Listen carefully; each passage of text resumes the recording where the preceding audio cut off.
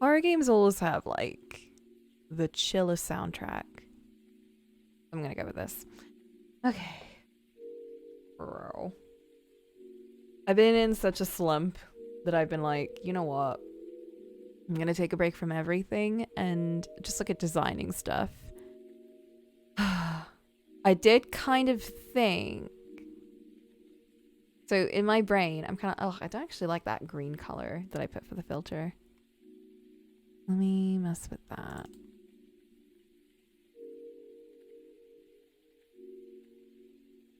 Everything's icky and awful.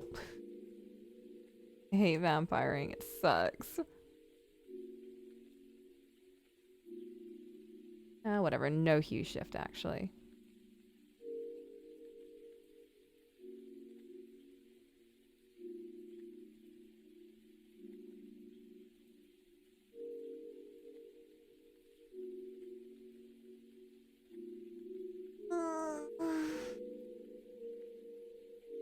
What was I saying? I don't remember. Right, designing things. Yeah, I've just been looking at like cute things to do to make the atmosphere nicer. I mean, I got the sticky notes, which I'm very excited for. You know what else I thought about doing that I'm also quite excited for? I have not ordered it yet, but it's in my IKEA basket for the future. I've decided to do a thing where when I want something, I've made like a bunch of wish lists and baskets on different sites, mostly Etsy and Amazon, but I've done it on like IKEA and other things. And it's mostly so when I want something, I put it in the basket or in like the wish list or whatever, and I'll keep it there for a while. Like maybe it's going to be a week, maybe like a month, maybe a whole year. Some of them have been there for a whole year and I'm like, I do want them, but maybe not right now. And it's kind of for me to go, do I actually want this? Or am I impulse buying this, you know? And there's a lot of stuff that I've had in my head that I really wanted. I'm doing the Duke strat. Yes, I am doing the Duke strat. And I thought, this week, I needed that kind of buying sort of serotonin, you know what I mean? But I decided, you know what? I'm not just going to buy any old junk and say that's it, you know? I went to my list and I went, you know what? I'm going to buy stuff that I've had on my list that I've been wanting for a very long time, and I'm going to buy them.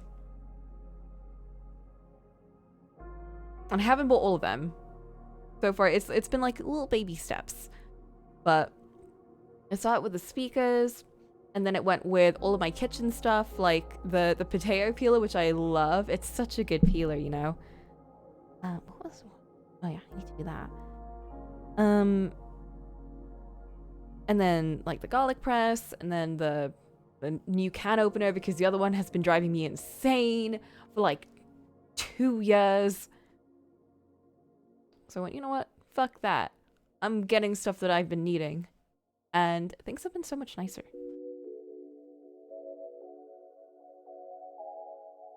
So I've decided to find super satisfying when you're shipping away. I know, and the thing that, you know, I'm very excited about is the laptop, because my one has been broken for like the last year, and God, it's been so annoying with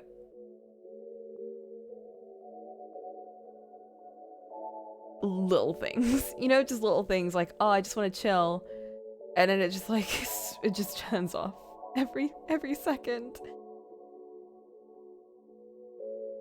So I thought, you know what? Nah, I'm gonna get a laptop. Actually, should have been easy, you know. Oh my God, that phone call almost drove me insane.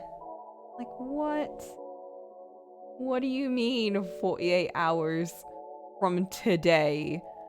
And she said it so casually, like, oh yeah, 48 hours from today. You submitted the evidence 2 days ago, so it's 48 hours from today. What would happen if I didn't call then? What do you mean? It's supposed to be 48 hours from when and this should be so simple, right? You're just adding another number You're just adding the number the other number. I've almost doxed myself. Oh my god. Right? It should be so simple. And I sent like the proof of address and everything. I sent it all in the same day. And I thought, okay, they just need to look at it. It'll be done so quickly. Surely they could just do this on a phone call, right? I mean, and then she's like, oh, but if they don't do it in 48 hours, here's a direct number to contact them about that. I'm like, what do you mean if they don't do it in 48 hours? Why are you even saying that? They should. They should do it in the next hour. Like, girl, what is this? It's like, I shouldn't get so upset about this, but I'm blaming Vampire. My mood has been like so up and down. Oh, that's the thing I hate about vampiring the most, is when you know that a lot of these things wouldn't get to you. And a lot of these things I could just be like, oh, whatever. It's not gonna really affect my life that much. Like, I can live. But then I'm kind of like, this is making me want to cry. Like, not this. This isn't making me want to cry, don't worry, Flint. But like, these little things are just kind of like building up in little ways. And it's like, I'm bummed out. I'm like, everything sucks.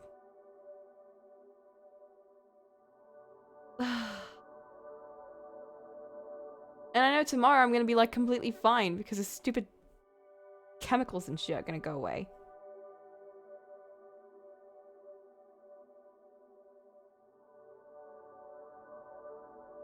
And it's just really annoying because it's like, I know that I'm feeling this way because of that. But like, I can't just change it. Oh my god, Ollie's here. Do you still feel comfortable hanging out with a 22-year-old, bro? Ew. No! I'm sorry, I don't allow strangers on my stream. Bro, no!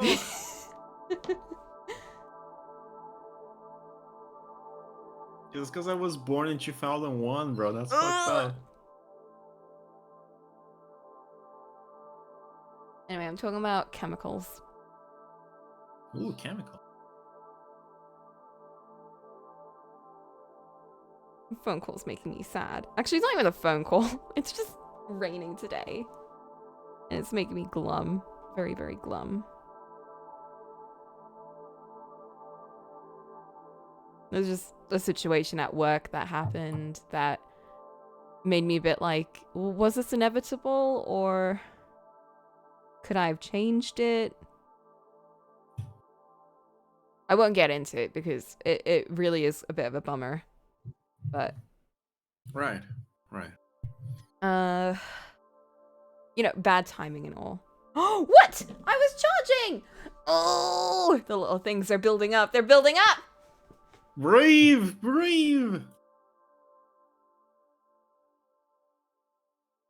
It does this every time. I need to get a new one of these little fiddly things. Okay, I need my relaxing, what was it? Silent Hill 2 Peace and Serenity music. My relaxing fucking Silent Hill music. It's my spooky horror game chill playlist. It's full of spooky but very relaxing music. I feel like I mentioned this before, but even though I don't play Resident Evil games, I do like listening to the save themes because there's something very calming about them. They are supposed to be calming. It's like your one save point in the whole Yeah, game. but it's kind of like I'm trying to think of, there's another horror game that, well, a lot of horror games do this, but like it reminds me a bit of like the Silent Hill soundtrack where it's very, very peaceful, but it's not happy. You know what I mean? So it's like not trying to force me to be happy, but it's like that brief bit of comfort before something really bad happens. But like, you know that in the moment you feel safe. That's the kind of vibe that this music gives me. I wonder if there's a word for that in that book. My sister got a new book, and it's like a book of new words to describe strange things. Kind of like a little dictionary, but for words that don't exist.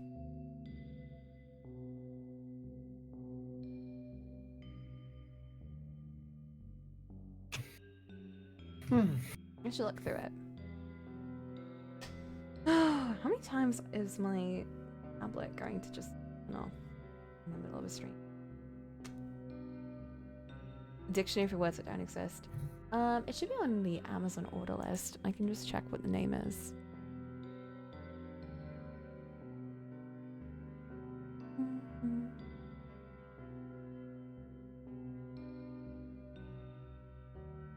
Oh, I'll share my browser if you want to listen in. Do it. It's horror game music though, so you know. It's fine. I'm used to anxiety. It's not anxiety inducing. Okay, speaking of, I am very interested in the next Fatal Frame because apparently it changes the series a whole lot. Because It we're feels gonna. very magical girl horror game kind of vibe. Oh, have you seen stuff from it before? No, I just saw that it's the girl has different outfits. No, technically, that was also the case in previous Fatal Frames. You just unlock it after you finish the game. Magical girl horror game. That's Clock Tower 3. No, it just feels like it's more like you know how the first few games felt very, what's the word? It felt very much like a typical horror experience. Like you're a very vulnerable girl running around, trying not to die and all that. I think you mean the first 3 games. The third one though, What's felt a wrong? What's little wrong bit with the third? different.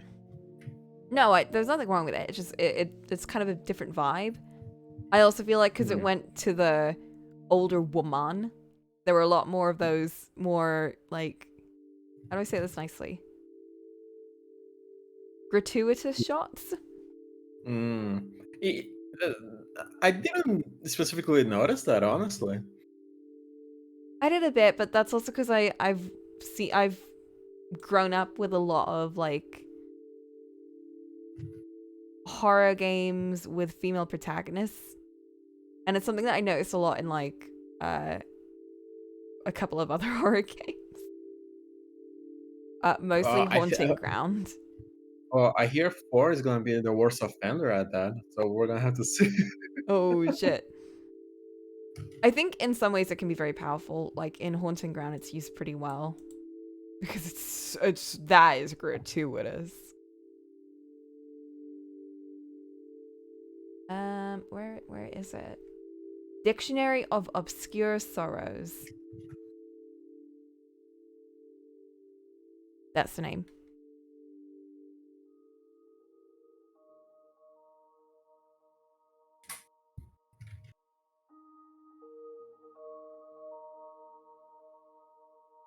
Like the fucking reviews of the next one we're gonna put is like, ooh, I was gonna get scared, but the ghost boob made me not scared. No.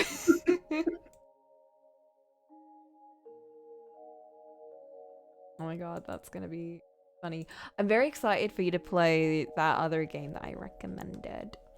The hunger and whatever thing. Fears to Fathom. Fears to fathom. I was not even close. Nope.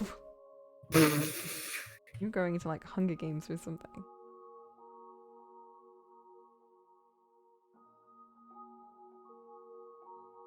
Get my references out. Oh fuck! I forgot that I have my pure ref thingy, so I don't have to use like stupid tabs and flip through them like a silly.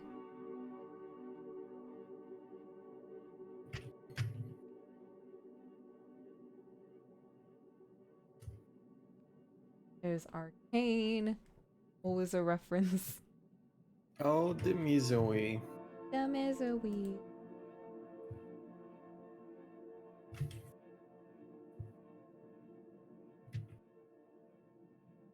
You know what? This pure ref thing is also really helpful because when I'm just on Pinterest, I end up getting too distracted by all the like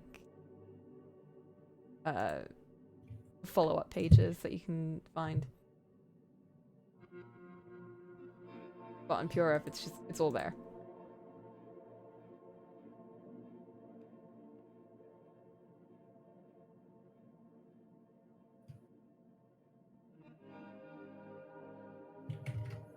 I'm quite happy with the nose. I was a bit worried about that first.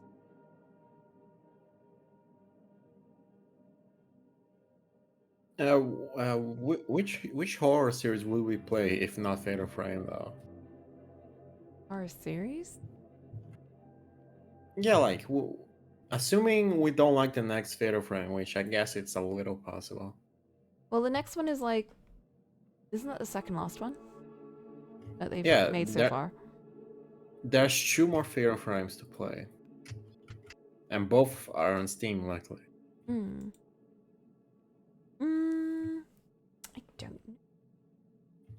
I don't.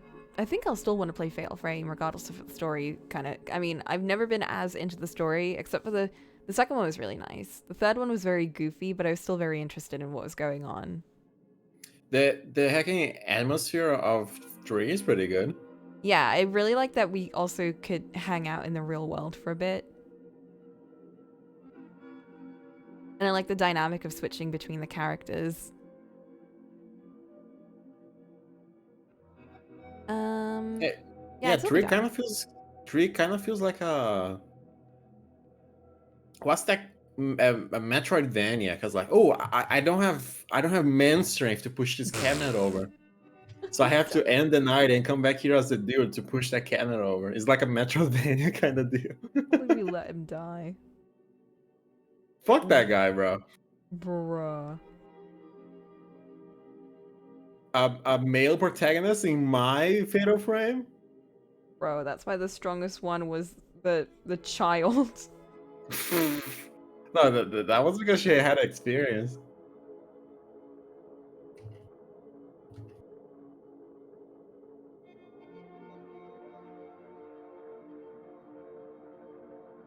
Yeah, I'd still be down, but I don't know what we would play after, because we will have to find something after. There's a lot of interesting indie horror games. How experienced are you with fucking Silent Hill? Like, have you seen all of them? Yes. Oh, okay. I wouldn't find it very fun to play, to be honest. I mean, if you already know what happens, then there isn't much of a point. Yeah. I don't think they're particularly as... I don't think people are fond of them for their gameplay. Well, the Clock Tower series, how familiar are you with that? Ooh, that's an interesting one. I actually only know Clock Tower 3. I don't know how good the previous ones are, because they might be a little too old. No, not from what I know. I think the first 2 are pretty solid. It's only the third one that kind of gets very funky, but the first 2 are like standard adventure game type controls. I mean, I feel like the third one would be fun to play with anyway. Bro, the third one is... The original Clock Tower is such a different vibe. It has like some like point and click vibes. Yeah, it's very adventure game looking from what I've seen. It's very like positively praised though. Like it's a series that I've wanted to get into. All right, so that's a solid option to keep in mind. Yeah, I think so. I think Clock Tower would be a fun one. Hunting Ground, you're already pretty familiar with, right? I'm very familiar with that one. I really like that game. I don't think I would be able to play because of the dog. I can't. I Um, don't want the dog to be hurt. I think Haunting Ground has, in my opinion, one of the best dog AIs in any game I've seen Yeah. so far. Even that other modern dog horror game, I forget the name of it, Blair Witch, I think. I don't think they gave a shit about the dog in Blair Witch. In Haunting Ground, you really feel the bond between Fiona and Huey. It's like these two care about each other, bro. They do, for real. It's not I like hear I hear Hunting Ground is like Clock Tower 3, but good in terms of horror. yeah. No, it is. It was made by the same developers. It was Yeah, supposed to be Clock Capcom. Tower 3, but I don't know what ended up changing it.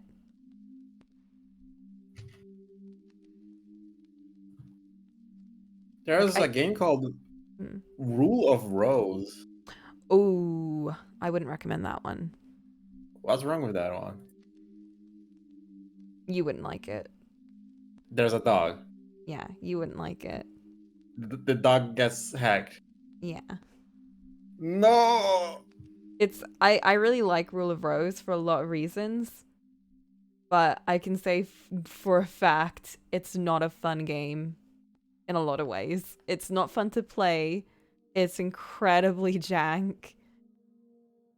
Yeah, it's really not fun to play. Very punishing, very tedious, very bad gameplay, and very, very grim. It's one of the most realistic depictions of bullying I've ever seen. Oh, that is always uncomfortable to watch. Yeah. Not in terms of like, oh, bullies do this kind of stuff, but more in terms of like the way that the psychology behind the bullying, I think is very well portrayed. It can be a little bit over the top in like this anime lacks subtlety kind of way, but for a game that's making commentary on the hierarchy of society, basically, I think it did a very good job of portraying that through children's bullying. But yeah, it's I cried. You will absolutely you would be very, very upset. There are some hacking spin-off Fatal Frame games. I don't know how interested we are in those though. I feel like I've heard of them. What are they called? Uh Spirit Camera, it's a 3DS game. The Oh Curse Memoir. yeah! No, I have heard of them. That might be fun. Let me see how the gameplay is.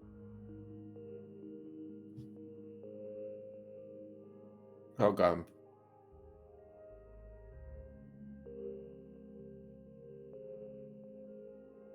Oh, it's a first person game. Oh, it's one of those. How do I describe this? Roller coaster ride games, if What that is that? makes sense. No. Your character moves around and you gotta take pictures of stuff that appears. It kind of like Pokemon Snap. Oh, I see. I don't know if I'd be that into that. Yeah. Is it? Do people like it? Do people like it? That's a very good question.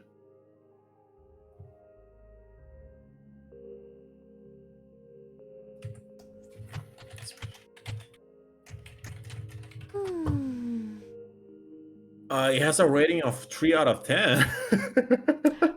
Can we? Maybe we shouldn't play that actually. I think the fun part of Fatal Frame or any kind of horror game is knowing that you can do something. I feel like if you're just in a roller coaster, it feels a bit like, oh, you know, like it's like when you're on a roller coaster, you can't really be scared because at that point there's nothing you can do anymore. You die, right? But if you can prevent it, then it's like, bro, like 10 years ago, I went to the fucking Harry Potter ride. And the huge spiders that appear felt like they were gonna kill me. I'm just bro. Well, like you die, you know? Oh yeah, I guess. Like, do you like Pokemon Snap? No? Fair enough. It's not, I mean, it's not a game for me. I feel like Fatal Frame would be a bit different in vibes.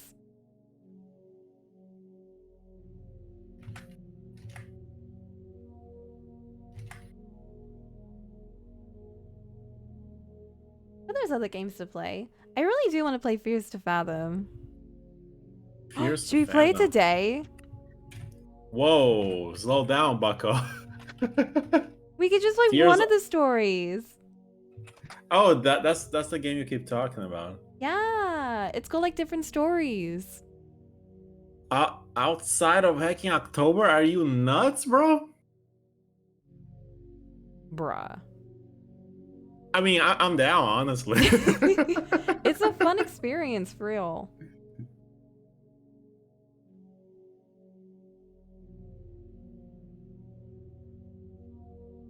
I'm looking up Japanese horror games for the PS2 because I feel like that's a good vibe to play.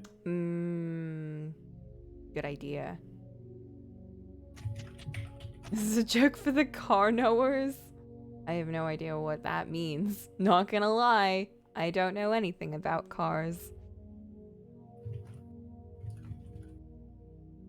I am a bus user. You know what? I'm really pissed off. The bus prices raised again. When I moved here, the price of like a weekly ticket was like $16.50. You know what is now? That was 2 years ago, by the way. That was less than 2 years ago. It's £20 now. Bruh. It went from $16.50 to £20. What the fuck? Have you ever played BT? No, but I've seen someone play it. Because playing that game back in the day was such a good experience, bro. I know. I watched a lot of people play it when it came out.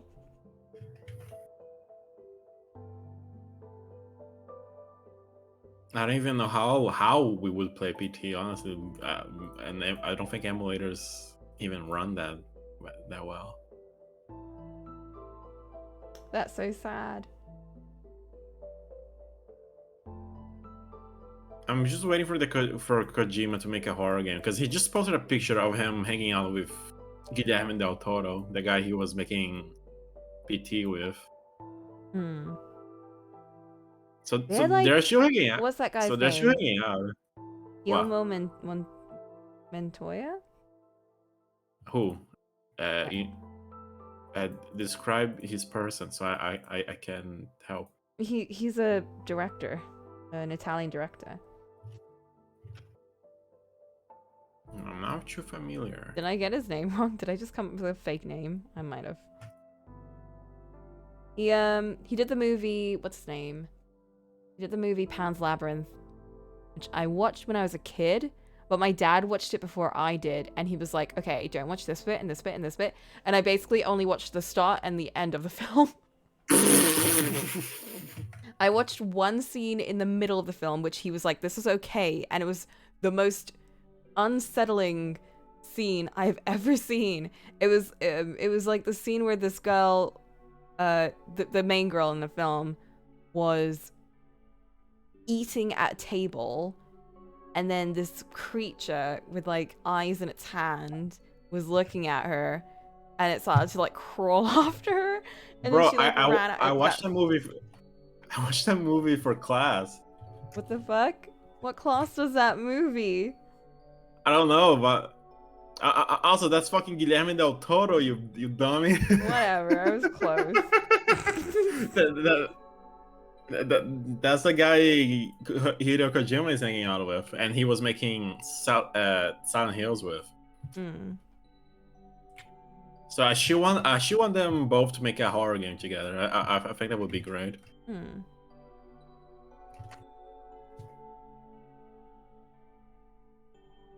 I mean, if you want to watch that movie, Coco, without censorship someday, just let me know, bro.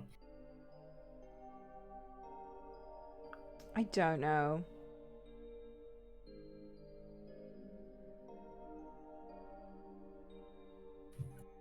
The funny part is, my dad's very Christian, right?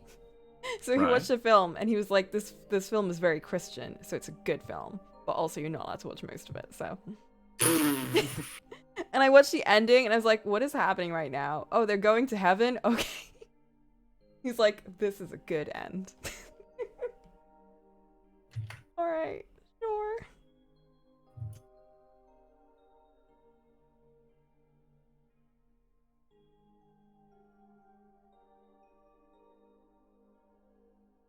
Ooh, this game is interesting. What? What have I Never done to- mind. What? What?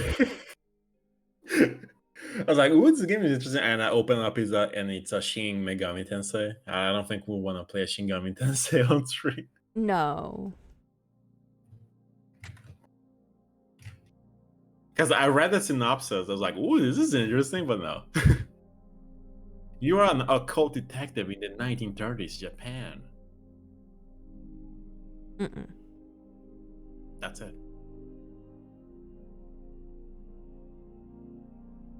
There was a Steam game that we wanted to play, but I forget the name of it completely. Where you are a detective guy with horror shit. It's indie, so I'm gonna have a hard time finding its name.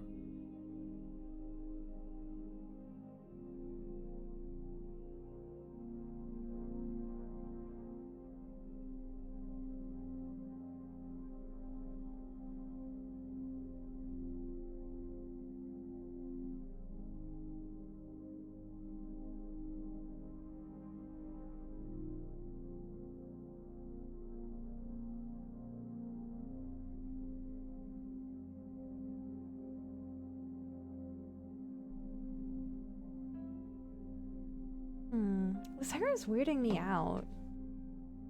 Why? Wait, I could just look for a Jinx reference. Oh my god. Once again, saves the day. There's a Korean game, apparently.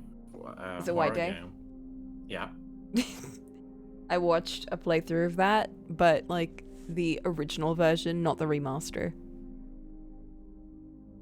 Or not remaster, it's a whole remake. Once again, Arcane is helping me. Once again, Jinx Arcane is helping me. White Day's a weird one because I like the idea of it, but oh my god, is it like the most harem game ever? Oh. I mean, it is named White Day. Isn't that a Valentine's Day thing? Yeah. You just play as the most basic bitch boy. And the whole like motivation of the game is I wanted to give chocolates to this girl because she pretty. Have you heard of Song of Horror? No. Apparently, it's a Fatal Frame indie game. Like, it's not Ooh. Fatal Frame. It's just a game like Fatal Frame made by indie devs. That sounds really good. I would be down. I'll DM you the Steam page. Just so I can look it up later. Yeah. Yeah, I think we formed up a good list. I don't have to look for more. I'm gonna go to the bathroom real quick.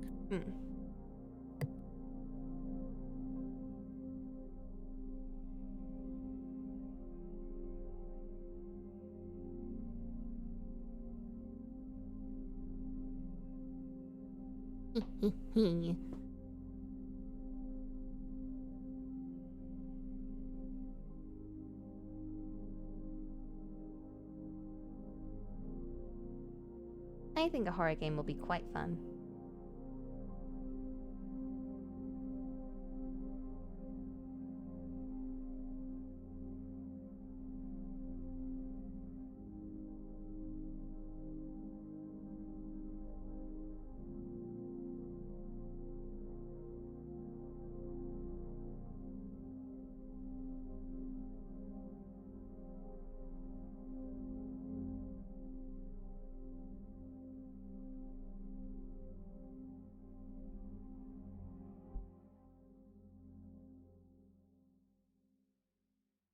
I know.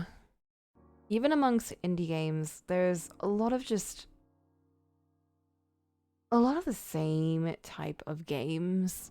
You know, you play as a dude who sounds very not as scared as he should be, going through this first person, like, survival horror situation.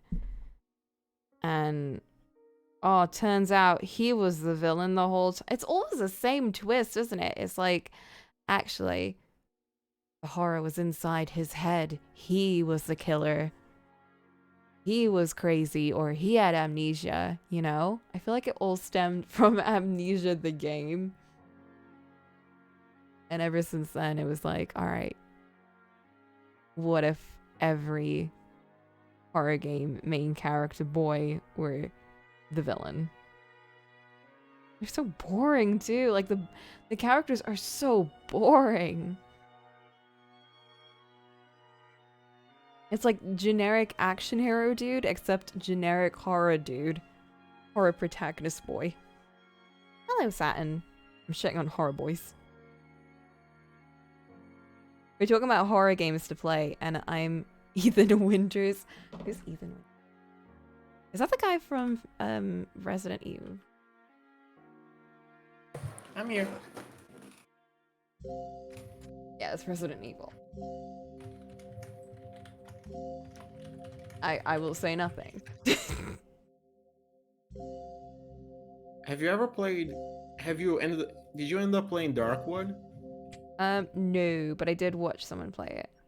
Ah. I have like 3 hours in that game because I'm too much of a pussy to play it for too long. Hmm.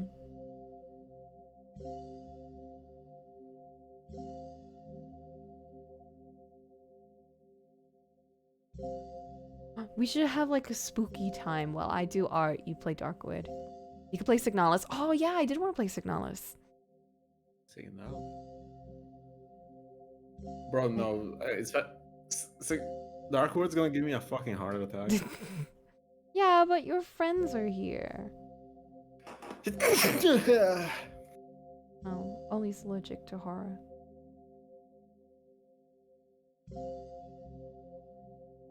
I need to fulfill my obligation of sneezing once every time I talk to you. Bruh. I don't know why it happens, but it happens. There's pollen in the air.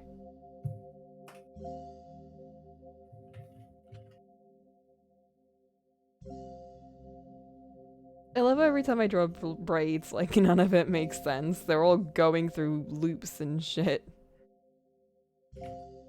I mean, if it looks good, it looks good. I don't know what the fuck that looks like.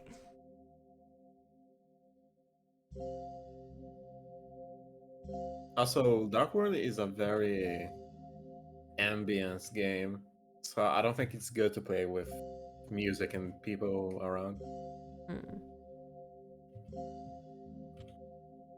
Fair enough. Bro, the music that I'm playing right now is literally horror game music. Oh yeah, but has no music playing at all times. It's just ambience.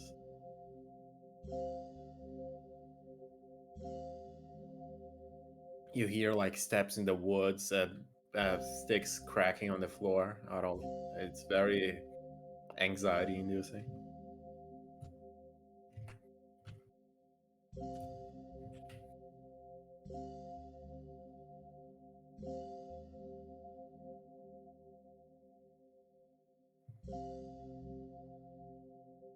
Fuck is this?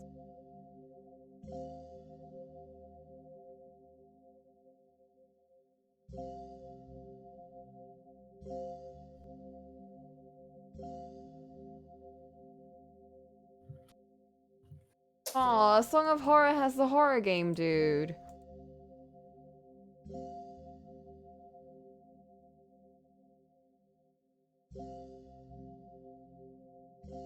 Oh well.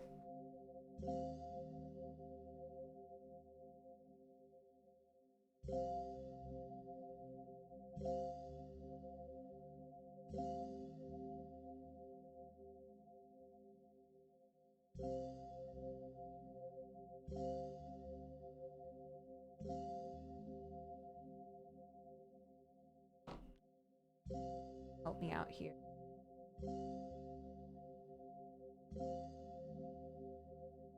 Okay.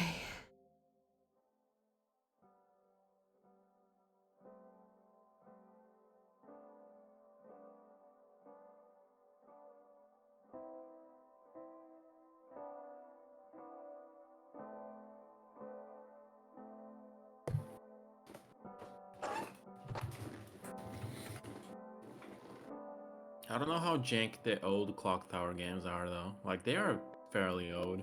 Yeah. But we also played Fatal Frame 2. Hey, Fatal Frame 2 aged pretty decently if you ask me. It did.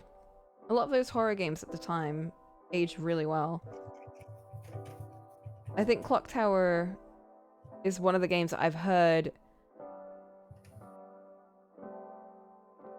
It's just a good game. Like it's got that, you know, old school adventure game jank, right? Yeah. But I tend to trust games that are like pixel. Hacking indie bias. Yes. What the fuck am I?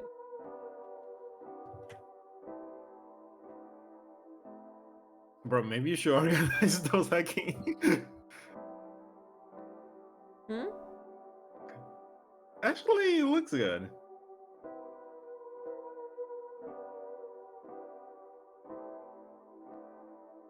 Yeah, careful what you say. I'm going through burnout right now. Yeah, I was gonna say that hair looks stupid. I'm kidding. I'm ready to give it art as. No, who's gonna be my mentor? Bro, you got a new mentor. My Sambe. Do your homework.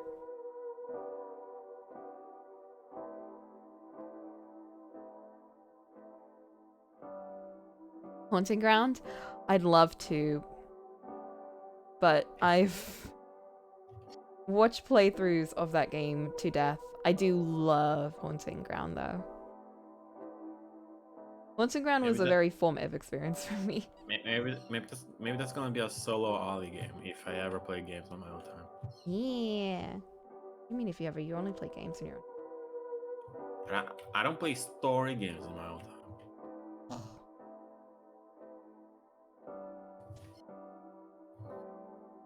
You played Red Dead Redemption.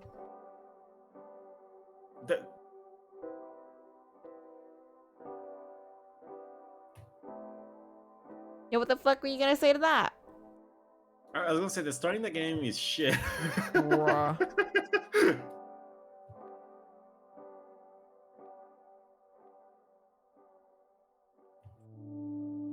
This one has a dog that you can pet throughout the entire game. Wow.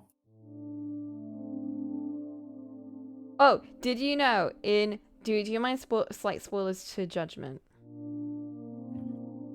If it's only slight, it's fine. You get a dog in Judgment 2. Does it help in combat? No, he helps in Judgment's more investigation than combat. I don't know anything about Judgment, bro. He's a detective dog. But he was a lawyer. Yeah, a lawyer that became a detective. Because he was like, lawyering stinky. I'm gonna be a detective that beats people up.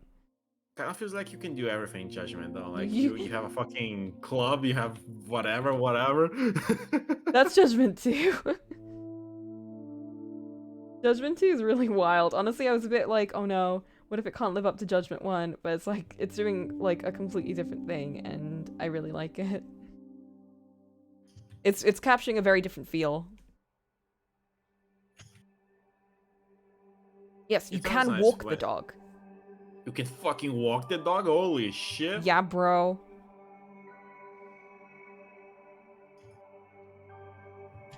You know when a characters have like a ponytail, but the hair tie is partway down their hair and sort of high up to make it a real ponytail? That's the kind of braid that this braid is. I guess so.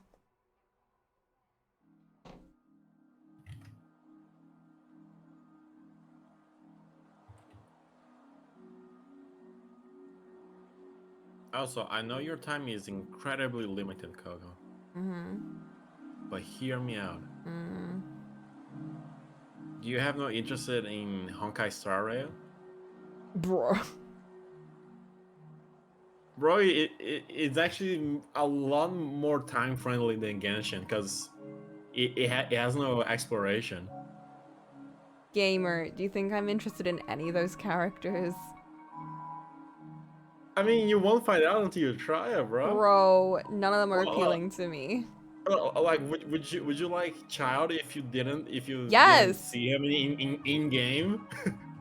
I liked him from the fan art.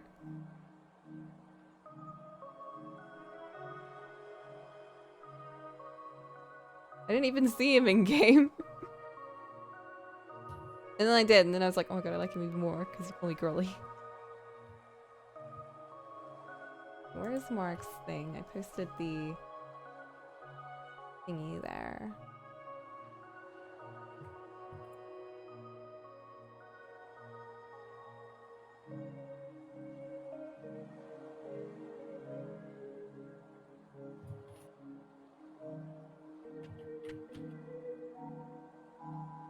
Also, the gameplay is like turn-based, kind of like Persona. It's a turn-based for people in your party kind of game.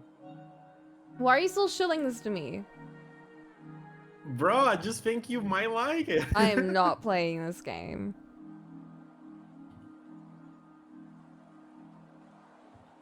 It has no co-op though. It's kind of sad. Really? Yeah, I mean you can add people and use their units, but that's about it. Oh. I can kind of understand it, but it's turn-based. You can't even like hang with them? No. Bruh. Which I feel like that's the whole reason why you got into Genshin in the first place was the co-op aspect. Yeah, because you played it with me. Yeah, I was there.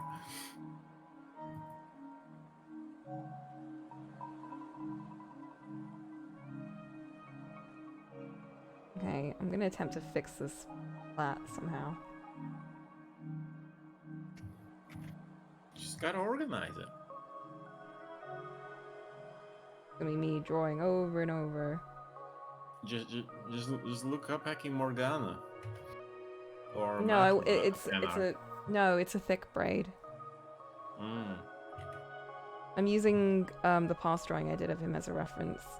I realized where I went wrong with this drawing compared to the other newer ones I've done.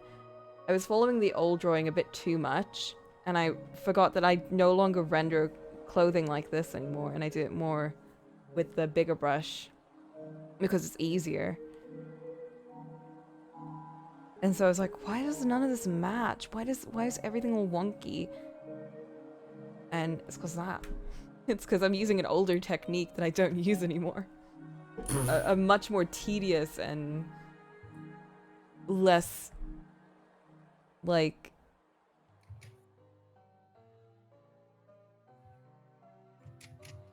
less, not predictable, but reliable method, I guess.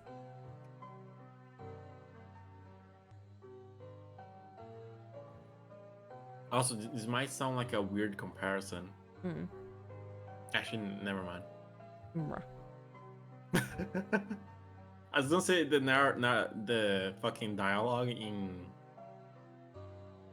Honkai Star Rail is very disco adage, similar to disco, but not as extreme, of course. That's an interesting comparison.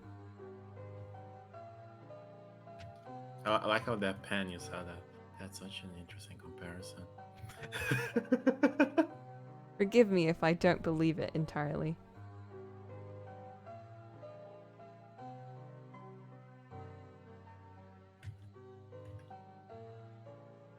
Throwing shade at Past Coco. Hey, Past Coco tried her best. Even I know Past Coco didn't know what she was doing.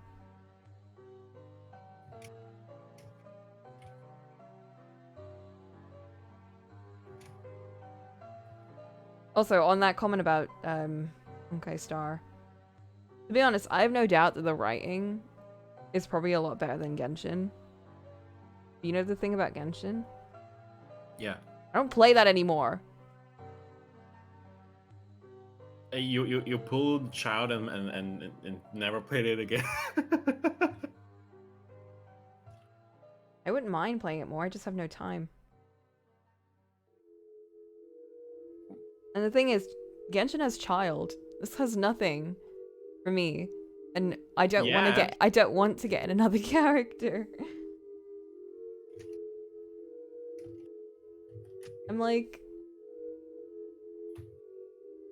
my time is so limited as is. I don't want to get into something else that'll make me, you know, miss having free time even more. No, it's just that this game is a lot more time friendly than Genshin. Because it has an auto battle function. You can make your characters grind for something and just alt tab and do something else. Yeah, but I'd rather just not have to worry about that in the background. Fair.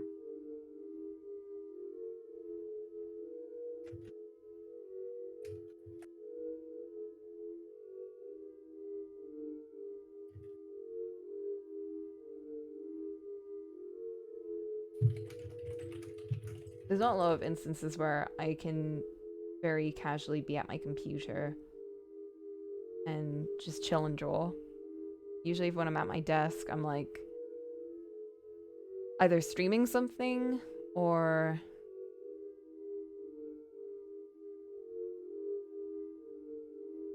yeah, if I'm not streaming something then I'm on my laptop.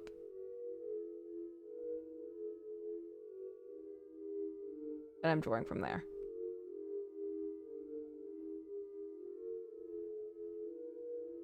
Bro, when people say that like hobbies literally take up your life, they aren't joking. But that's part of the burnout.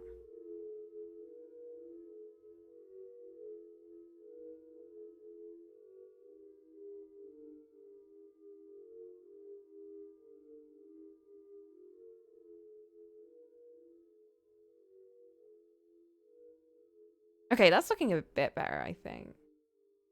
A little bit I'll fun. be the judge of that. Let me look. It is looking better.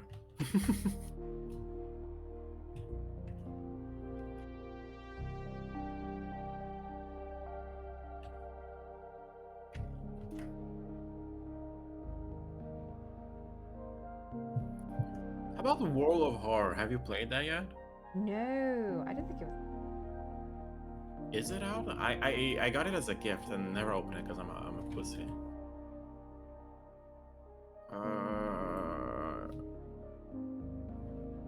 It's your early access. Never mind then.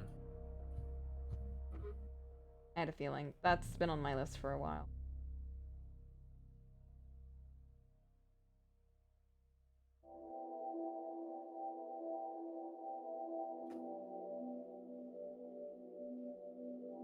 It's 0.9.9, so maybe it's close to release.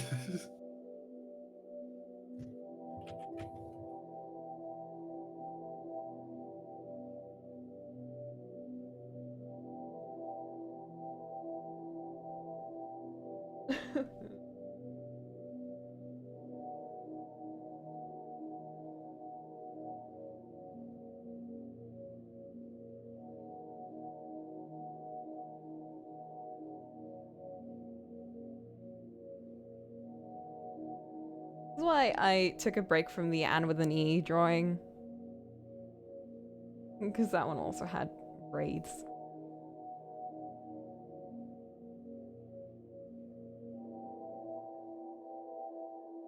Those braids.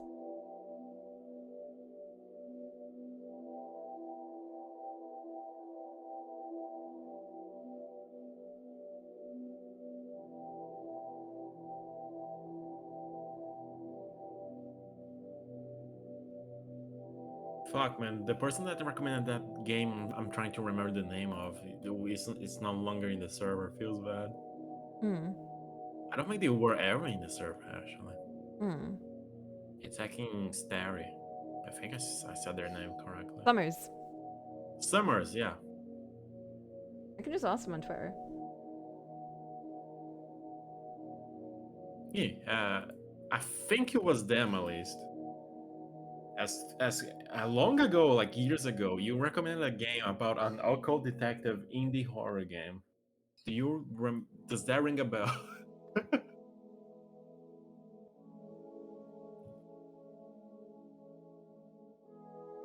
They recommend it to you. Yeah, in off conversation. I don't even think they remember me, but do they remember the game? Oh, let me ask them.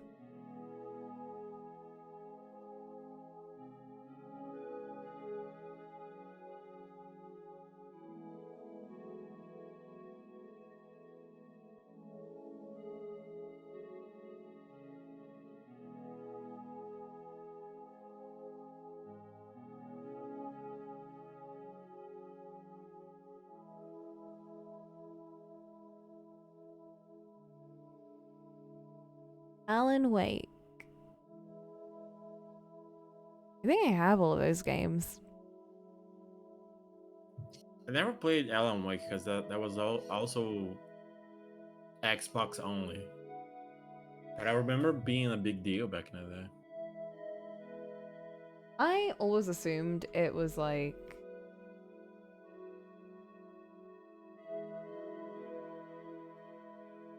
generic AAA game, horror game. I mean, maybe it is. I'm not able to tell you otherwise. Oh, there's a Tamaki and a Haruhi out. Android.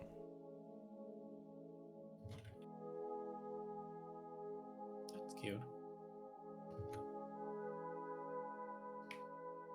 What am I looking for? Oh, right. I was gonna add Summers. Wait, there's an Athena thing. Stop browsing Twitter.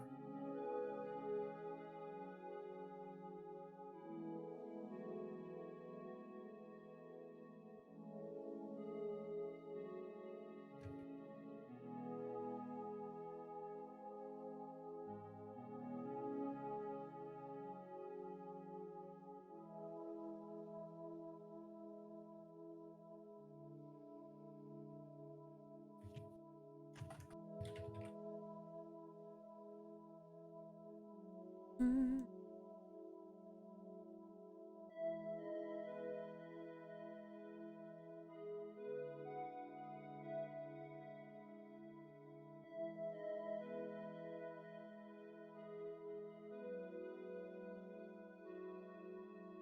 Okay, what was the thing?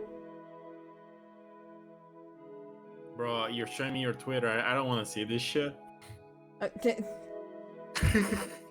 Alright, hey Summers. Yeah. Super random, but like, do you remember a game you recommended long ago? It was about a occult detective indie horror game. This idiot Brazilian is trying to remember it. About an occult indie. What? An occult detective indie game, horror indie game.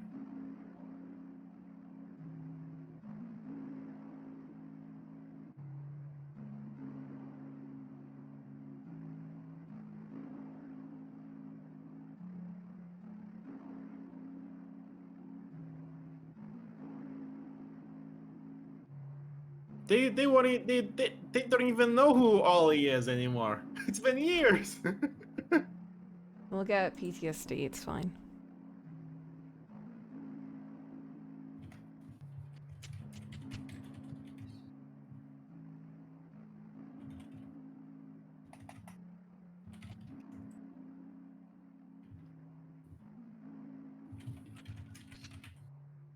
Hmm.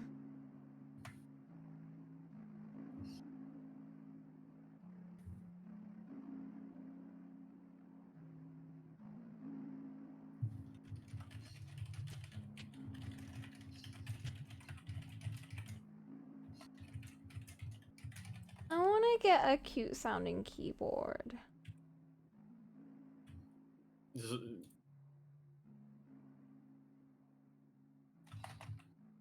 just a keyboard that goes with each key press. No, but for real. I was looking up some. Guys, you're gonna hear some. I'm gonna look up some cute keyboards. Y'all are gonna be like, These TikTok. oops. What the fuck was that? That was YouTube bro number 45.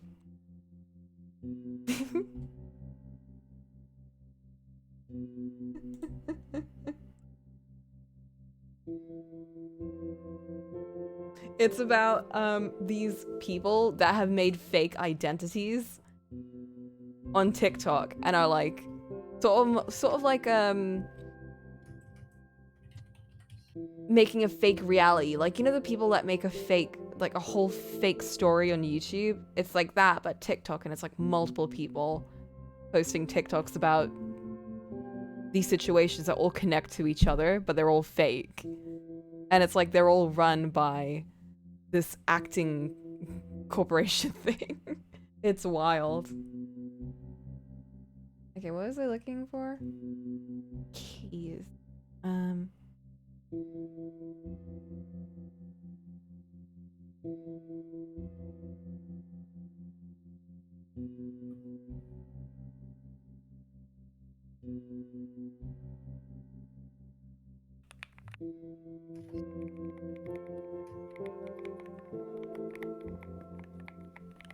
Yeah, improvisation energy. Isn't that so soothing?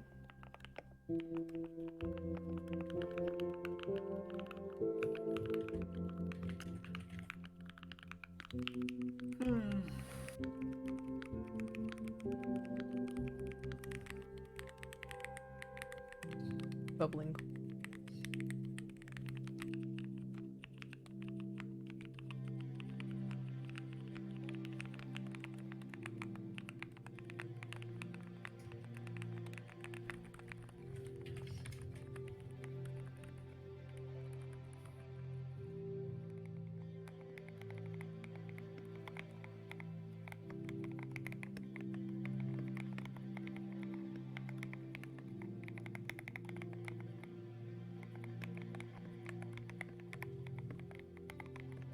There's one in particular that I want to like get or try and do.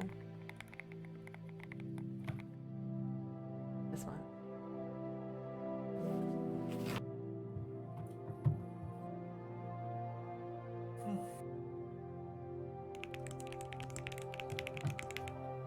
This one's pretty feasible. The fuck is this noise? Keyboards!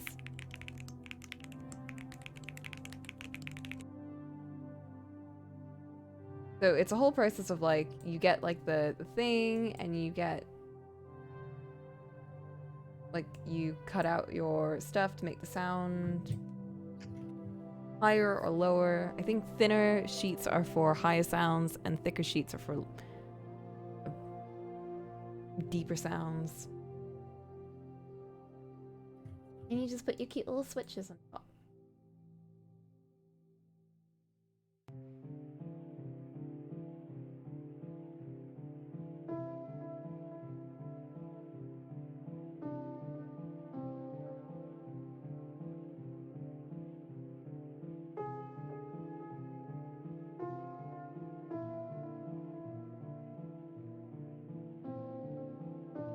Anyway, that's my new interest.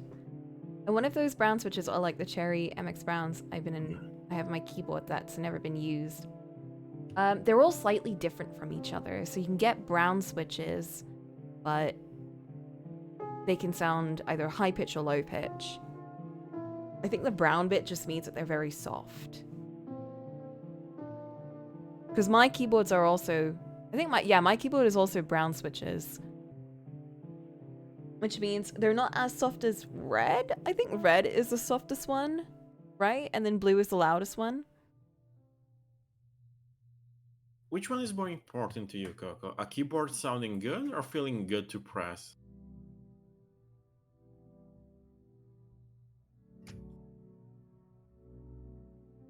Both, no? Oh yeah, because that keyboard, I'm not sure if it's gonna be feel good. It's not gonna feel good to press. I don't think. That one? Yeah. I think it will. If the keys are bouncy, then that's all I need.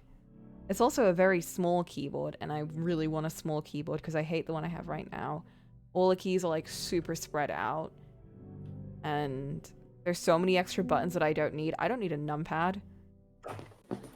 That's absolutely useless. True. I also don't want a numpad. And the keys are Do like you just spread. I just want them squished. do you use the hacking F1, F2 buttons? Yeah. Okay, because there's keyboards that don't even have those anymore. I For know. extra I space. can get one of those. I think a 70% keyboard is the one I want. I sound like an expert keyboard builder. Well, when I was getting my normal keyboard, I did look a bit into like switches and stuff and how they worked. But not to the extent of like these types of keyboards, because now I know that you can get different kinds of switches for different like volumes. So you can get blue, red, brown, and all of those. But then you can also get different brown switches that are higher pitch and tone and lower pitch and tone, and then blues that are higher and lower pitch. Like one of the sites that I was on, it listed the tones according to birds. So like the mid one was like flamingo, the super high pitch one was like budgies because they have really high pitched squeakies. I didn't notice like why they were worded that way until I listened for myself, like what they sound like, and I was like, oh my god, they're named after the birds because they sound like them.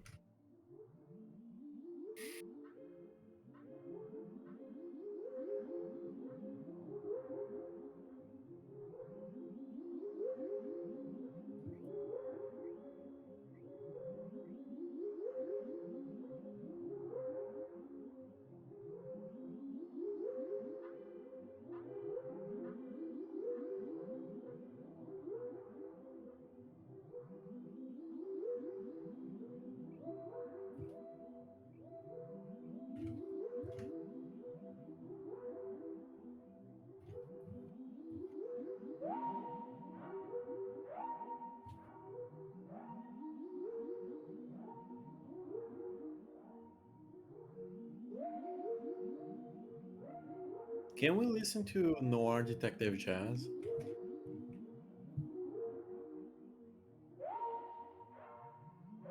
Fine.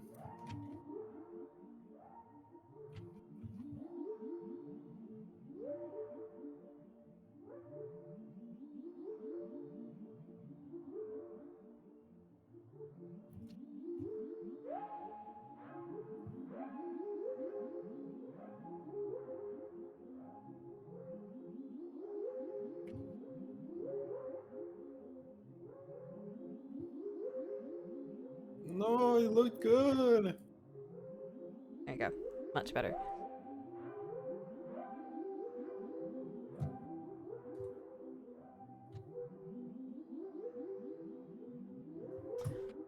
Oh, the lights.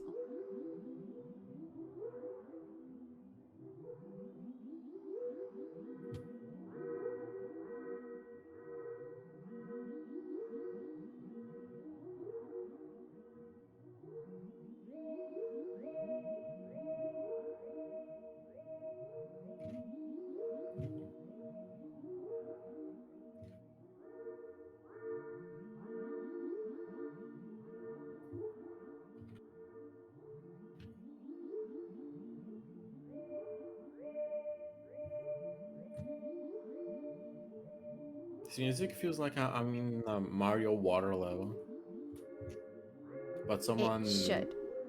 someone did the opposite of a night core to it.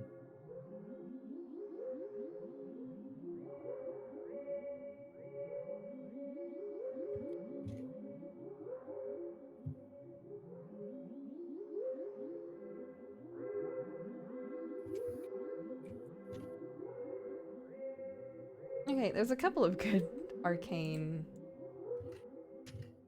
our thing. Do you know that? The corner.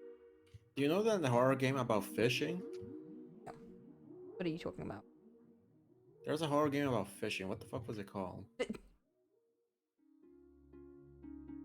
Dredge, I think. Reg? Yeah. It it's a it's a very it's a very fun fishing game that also it kind of includes some mystery stuff that I won't spoil. That's a solo Coco game, by the way. Oh. This is me recommending Okay. because you like fishing. I'm pretty sure. I do.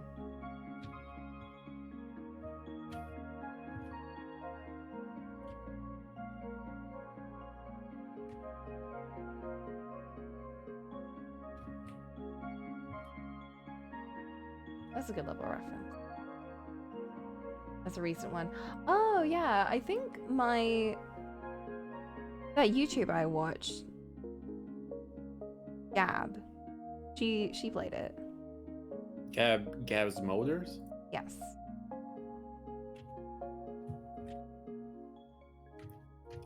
Have you watched them? No. Perfect. You're blind.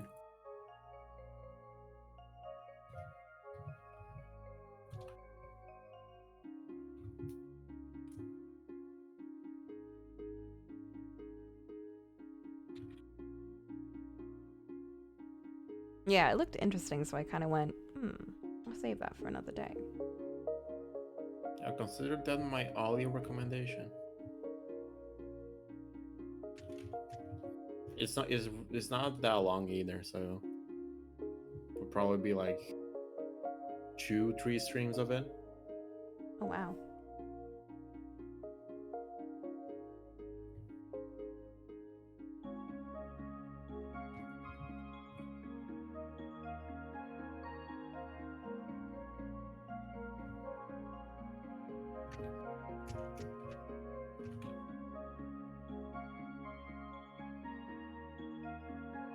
Okay, I'm liking this a lot more. It's feeling more consistent.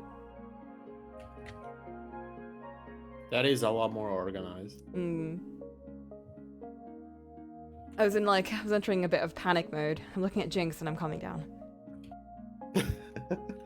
in your comfort, baby girl. Like, she's like my comfort art girl. I look at her and I feel like everything is simple. Because when I look at her art style, I'm like, oh, all of these complicated techniques and structure and everything, they can all be boiled down to simple shapes. And it can make something, like, so cool looking. Like Jinx. You don't need hacking strats, bro. Just vibe up.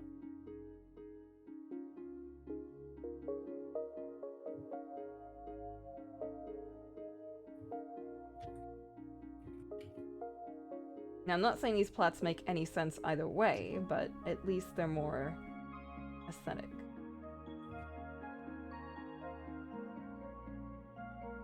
Honestly, you should charge Mark extra.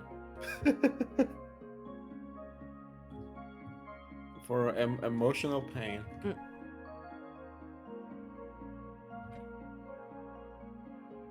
I am aware that I undercharge, but I'll let these be the last ones that are priced like this. I was kind of just too lazy to redo the commission sheet, so I was like, whatever. I don't even know how to price art properly. You just go with your gut. I was like, I don't know. £50 seems like reasonable. Like when Cole asked what was my rate, I was like, $50? $15, I mean. Bruh. It's a different... Bruh. My dark Victorian music. Dark Victorian mansion piano and cello with storm ambience. That was gonna be such vibes. I can't believe you skipped. What it feels like to be awake at 4 a.m. Rock.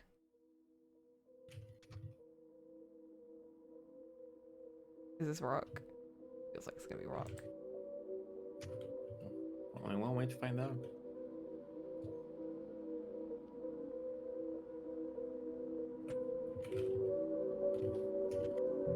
Lots of build up, that's for sure. Oh, C152. I don't recognize any of these names. I feel like these are... Oh wait, the neighborhood's in here. That's a big band. Too big for Coco.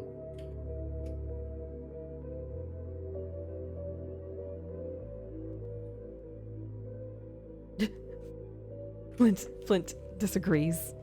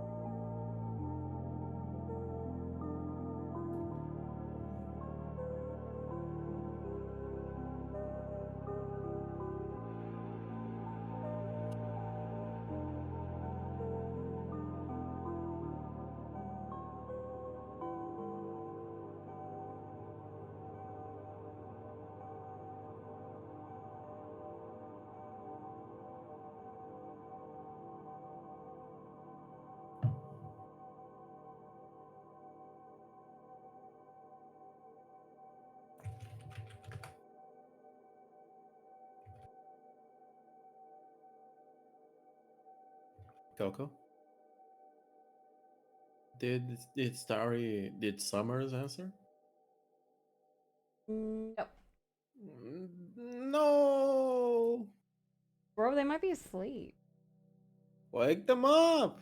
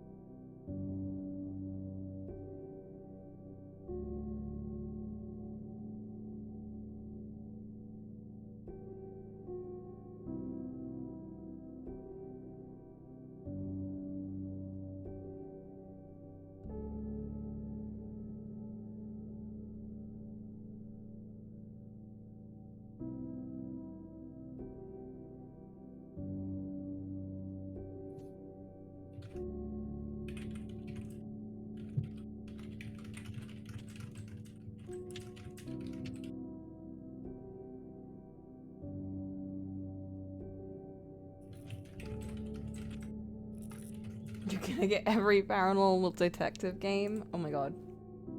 What's happening?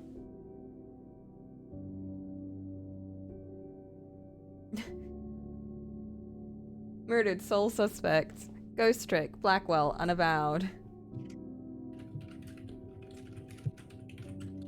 Darkside detective. Rewinder. Control. Deca police. Deadly premonition. Oberdin. Oberdin is pretty good, actually. Chicken police. I do have that. Oh my god, do you guys remember the Lucifer games? The one where you play as a kid? Yeah, the one where you play as a kid and kill people. I sure remember the fucking ending to the franchise. It was so fucking stupid. It was an ending? There's a whole ass ending. Oh dude, I don't remember what the ending was. Do you want me to talk about it? One sec. Putting on the title Lucifer spoilers.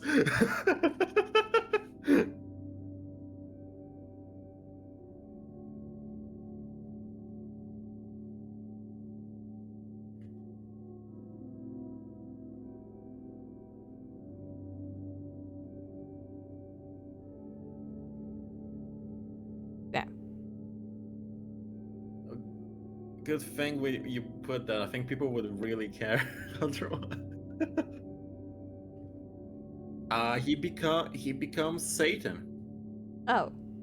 The last mission is doing a whole ass ritual, and you succeed with the adults doing very little to stop you, Mm. and then you become the whole ass Satan, Oh. and you start the apocalypse in the world. Oh.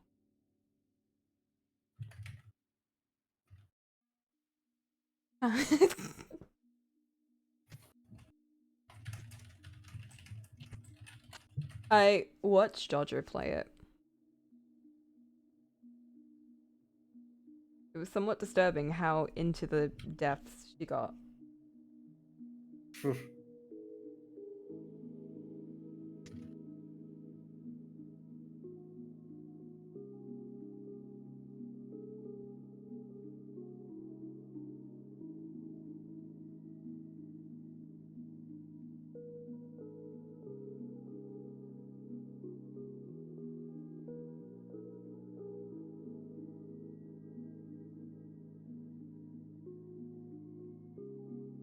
And there's so many wacky games like that.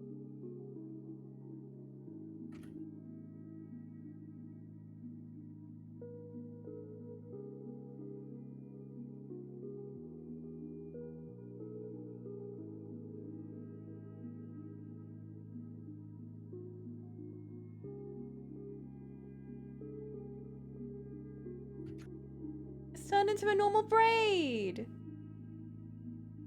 Yo!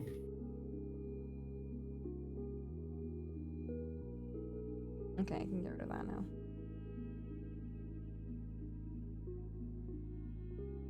Do you mind if I treat myself with some food? I don't think that's treating. That's hacking surviving. I think my body's deteriorating. What are you gonna eat? I thought I was running out of the stroganoff because there wasn't as much in the pan. And then I realized. Imagine the game. We find the game and it has negative reviews.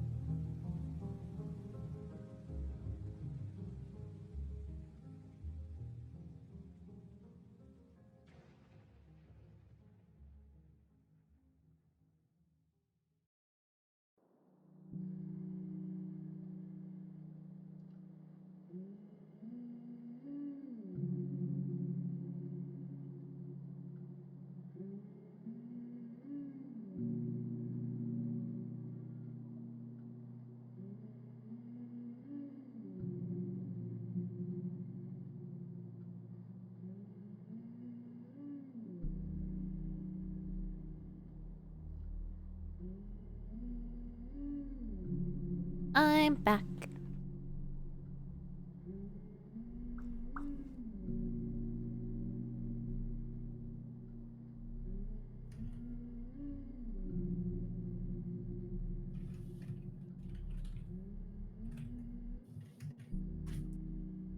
Bro, the server is gonna collapse because we can't find the game. God.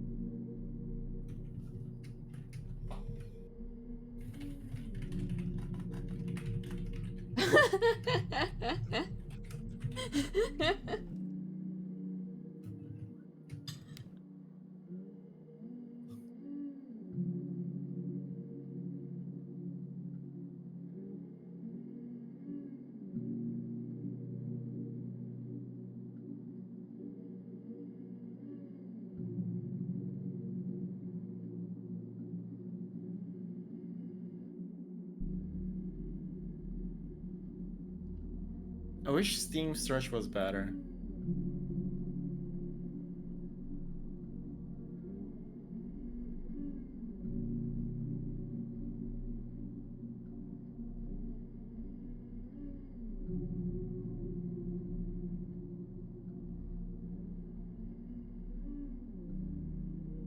I believe in Summers.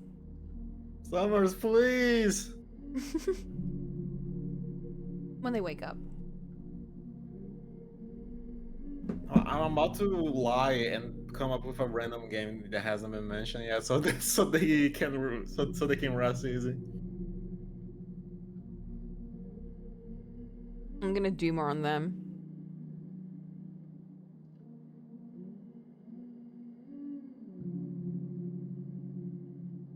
Ooh, I just found a very cool concept for a game though.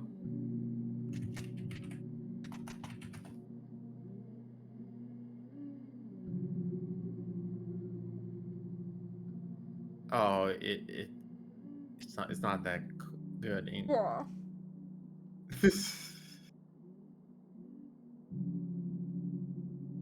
It's about you being the killer and trying to cover it up.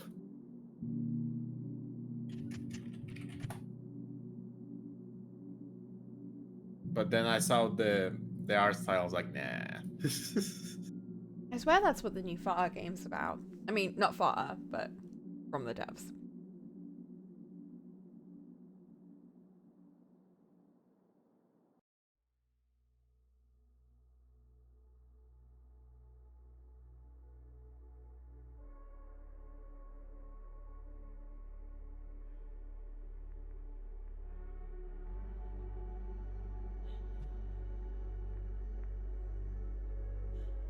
Flint!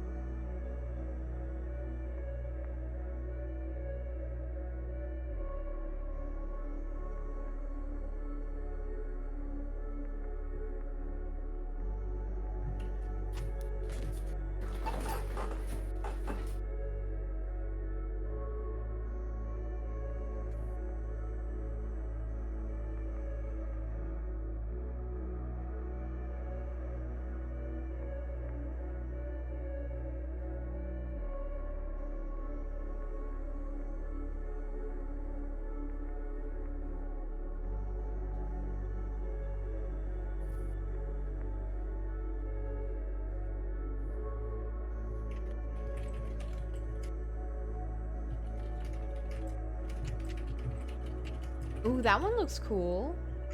Fear and Hunger. Sexual content. Oh. Dungeon crawler. That's interesting. Oh, it's like a classic RPG.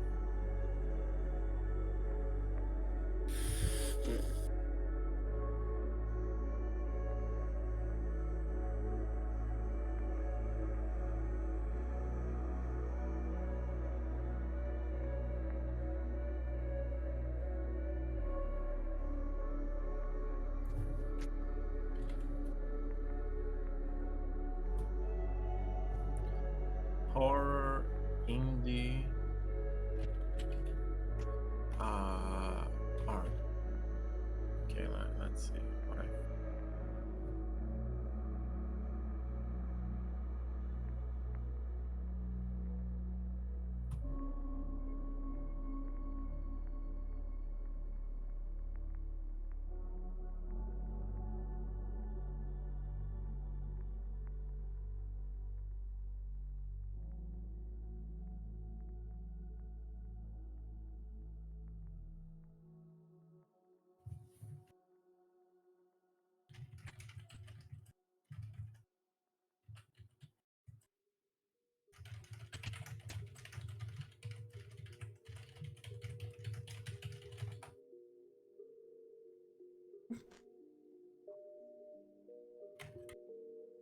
Oh, Steam.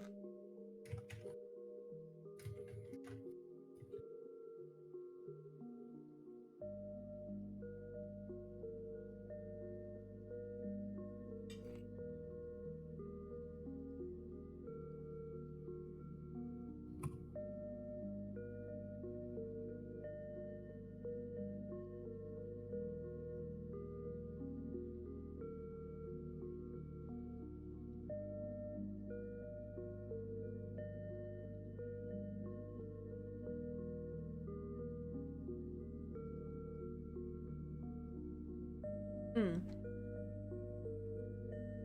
You're not gonna find it through the horror tag on Steam. I'll tell you that much. I'm trying. I remember for a while, Steam kept recommending me, you know, one of those like build your own girlfriend games. I'm interested.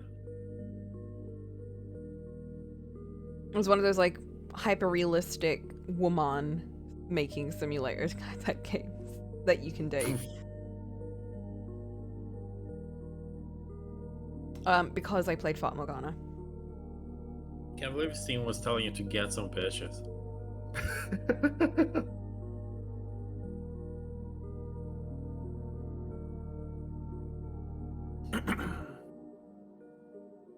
Supernatural detective.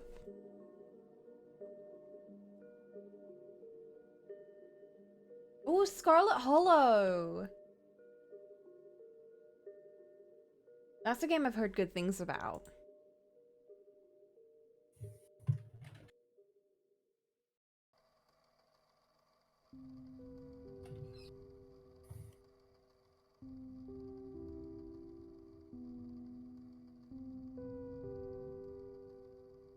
Need to make a list. We do. Any of these ones that looked interesting, we need to like take note.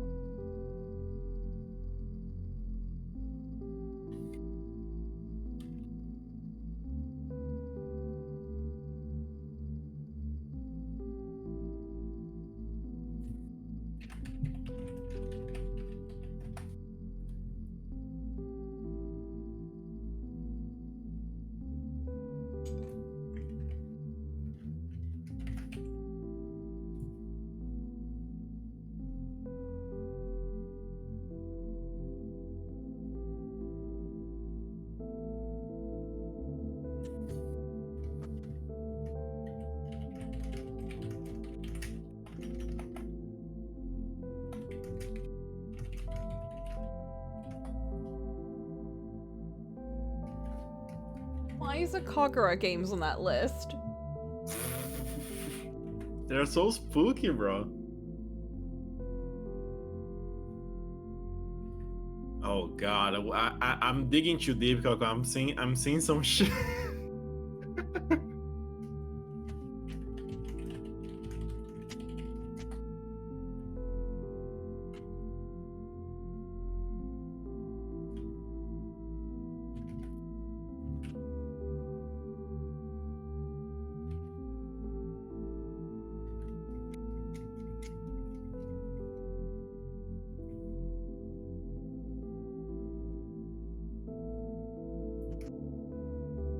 Oh my god, no! This is in the heart tag, by the way. Rusty Lake's really good though. Which one? Rusty Lake. Have you played it already? I watched Dodger and Jesse play it. Mm. It's like a whole series of games. Very, very strange. Unsettling. Wait, can you believe this?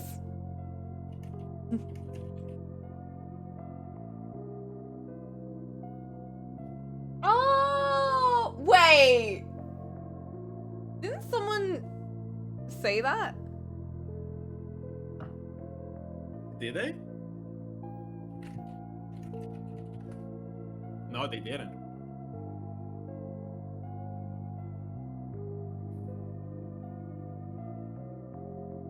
I'm adding this to my wish list. Oh no!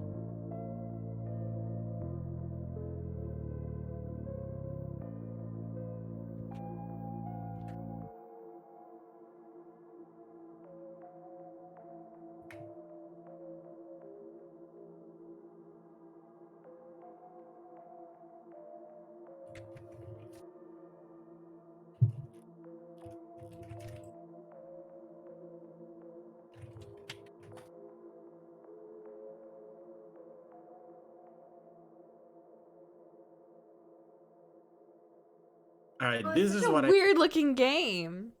It's interesting though, right? Oh yeah. I'm 100% down.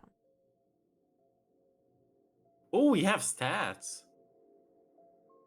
Soul power. The art style, I really like the art style. Like it's anime, but scrungly anime, like Senning anime.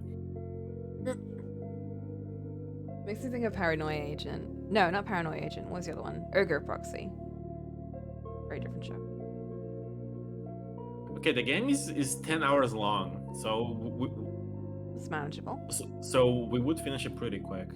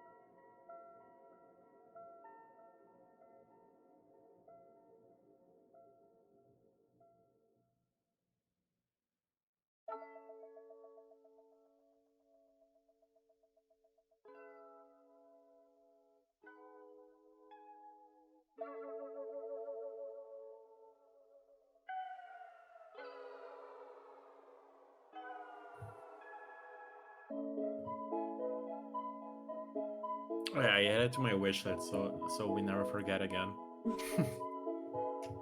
I definitely remember you sending that to me. Yeah. You know how you keep talking about Fata Morgana before you played it? Mm. This is my Fata Morgana.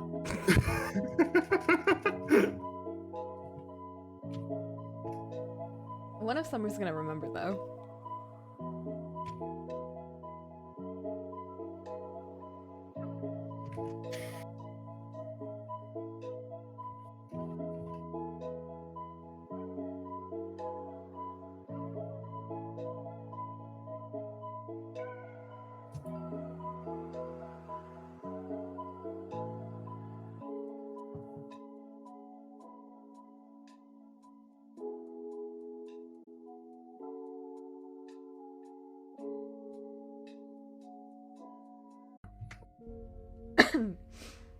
My hair details are just very different.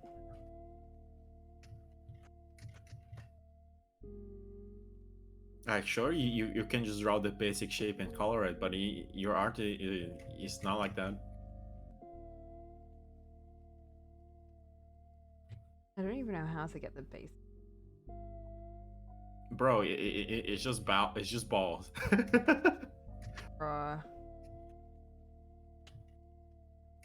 Do one ball tutorial and now. I've been drawing everything through balls recently. Whoa.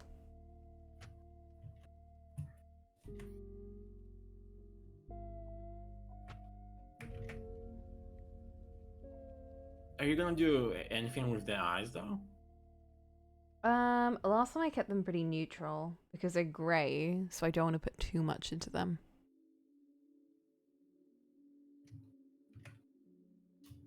I feel like for colorful eyes, you can kind of mess around a bit more. But for grey eyes, it tends to be better to keep them a little bit more relaxed. The last time I did grey eyes, I did go a bit ham. That was with Cole's character. I made them very sparkly. I really like this character design when I think about it.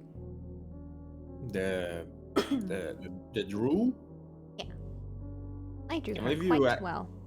Can believe you drew a real ass gun.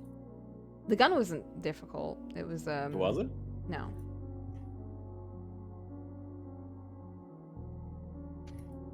To be honest, this whole art piece wasn't very difficult. And I'm noticing a lot of the newer techniques I used in this piece I didn't use in the other one.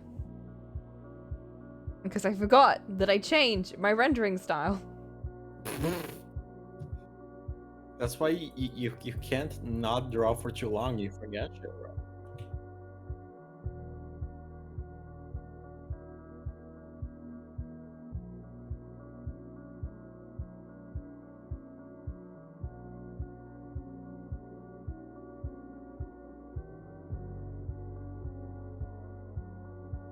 No, it's because I relied too much on my old references and not enough on my current style.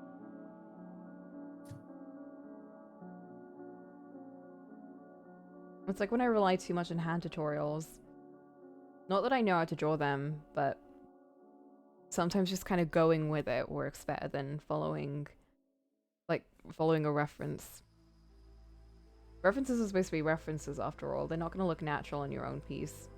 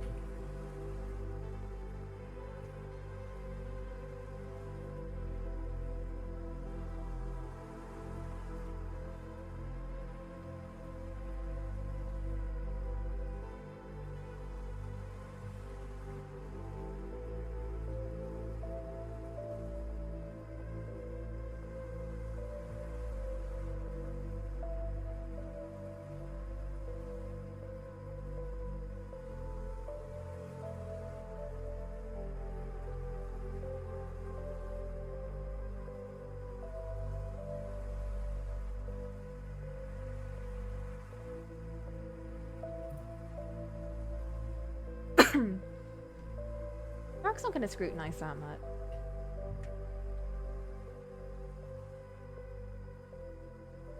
He's going to look at this like I...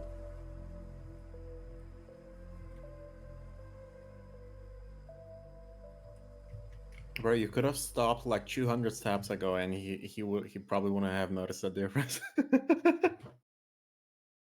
Bruh. I'm just saying, the untrained eye is very untrained.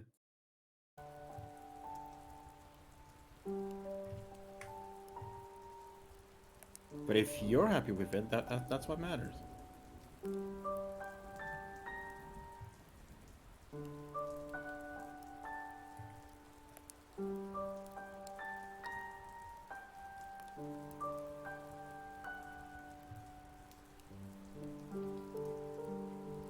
What is this? Bruh, fucking secret castle room, dark academia, piano, rain, fire vibes jumped in again. Yeah, accept the vibes that the universe is providing, Coco.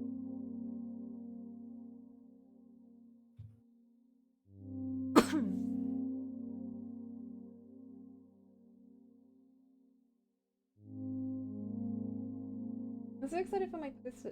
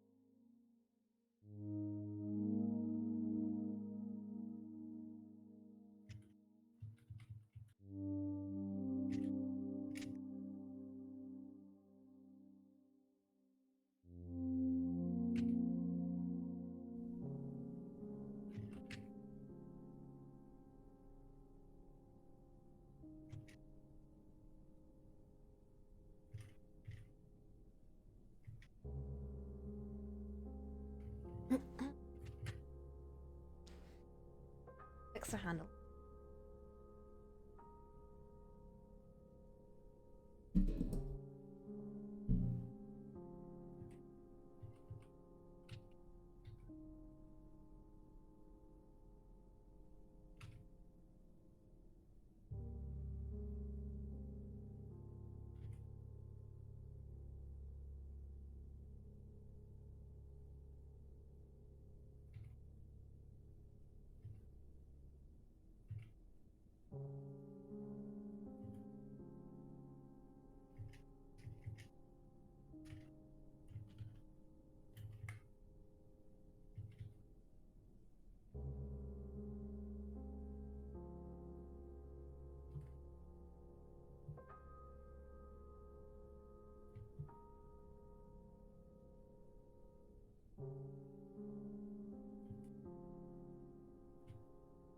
I wanted to play Eastward, but I've heard some mixed things about it. Eastward? Which one is that? Eastward. Let me just move my mic. I've heard of this before. Hmm. It looks very pretty, at least. It does.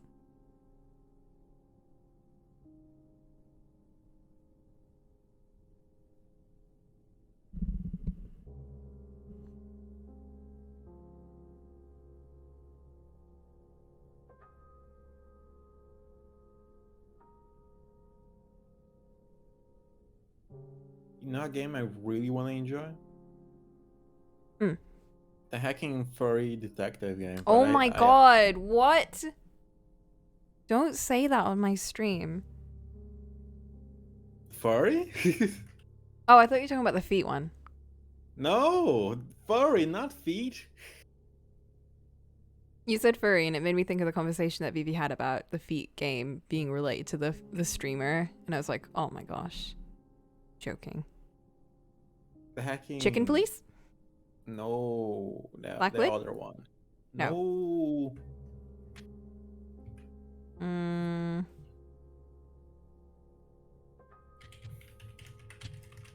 I feel like I know what you're talking about, but I forgot the name. Yeah, me too.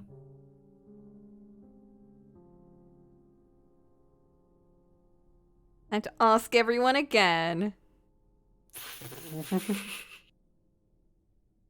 This one should be easy to find. Backbone. Backbone, yeah. I have that game. But it's like mixed reviews on fucking Steam. And everyone that talks about it is like, oh, I really wanted to like this. This is. I'm sure we can find enjoyment out of it.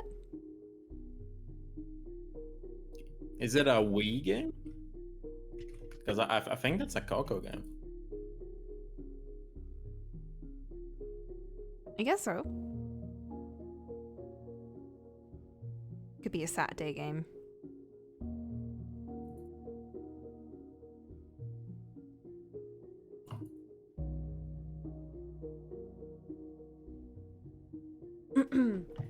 Main downside is the guy is silent and very the character type you'd bounce off. Oh. Don't ignore that, just see where it goes. Yeah, me too. I'm very curious where it's going. Because I saw Dodger play a little bit of it and it just seemed very interesting. I really liked all the characters from what they'd shown us in that chapter.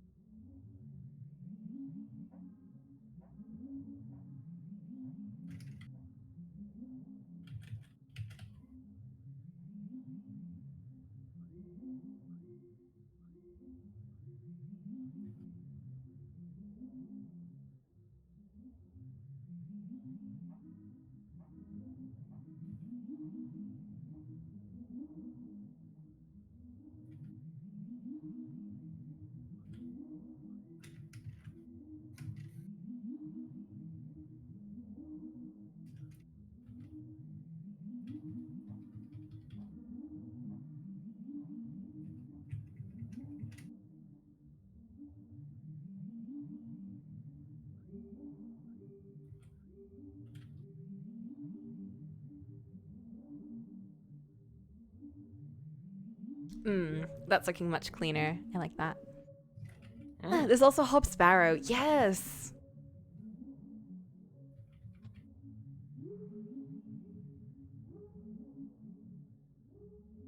I don't know if I reacted to that already, but I saw it and I was like, And it sat with me. I was like, wait a minute. Yes. That is a game I want to play. That game looks weird.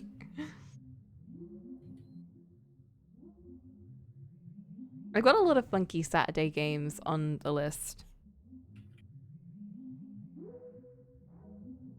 Hob Sparrow is one of them.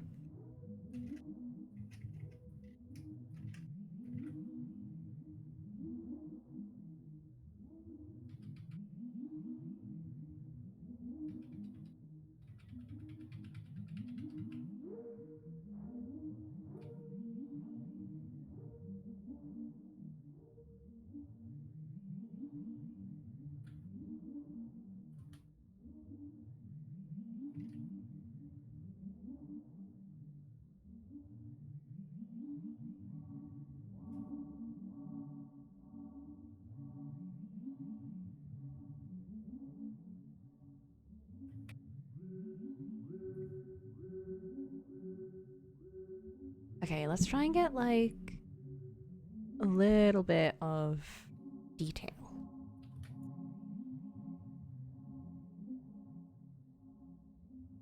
Just a little bit. Hours later. No. I want to give some patterns on this shirt. because it's in the reference.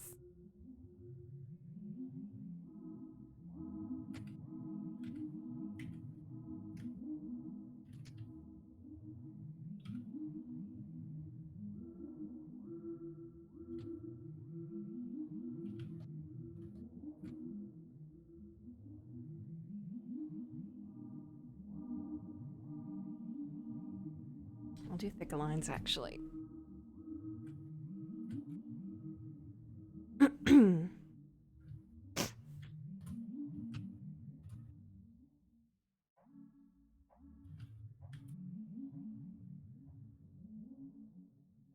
By the way, how are you doing, Coco? Has your mood improved a little? A bit. It went a bit down today. I mean, I had a whole discussion about that at the start of stream. Yeah. Something you rather not share. No, it's just I was talking about chemicals. Oh, right.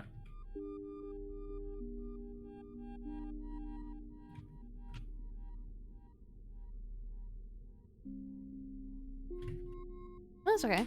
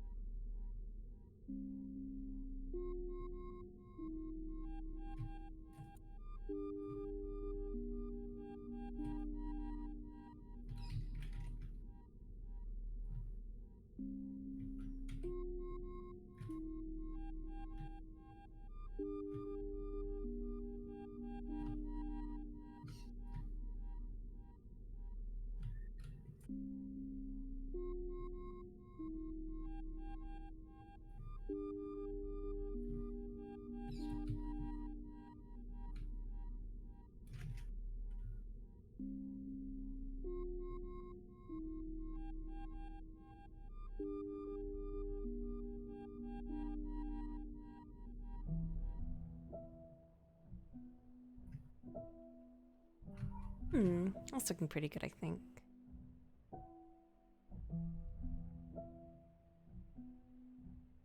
Give him black nails. Only if Mark insists.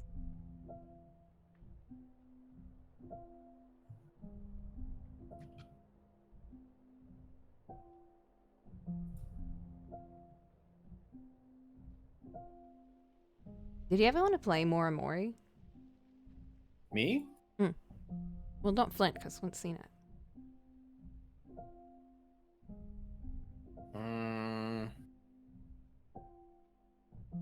I'm not against it. Mm. Like, I will love to play more. Mm. I think my only issue was it was a little anxiety inducing. Mm. But I'm willing to push through. Why not?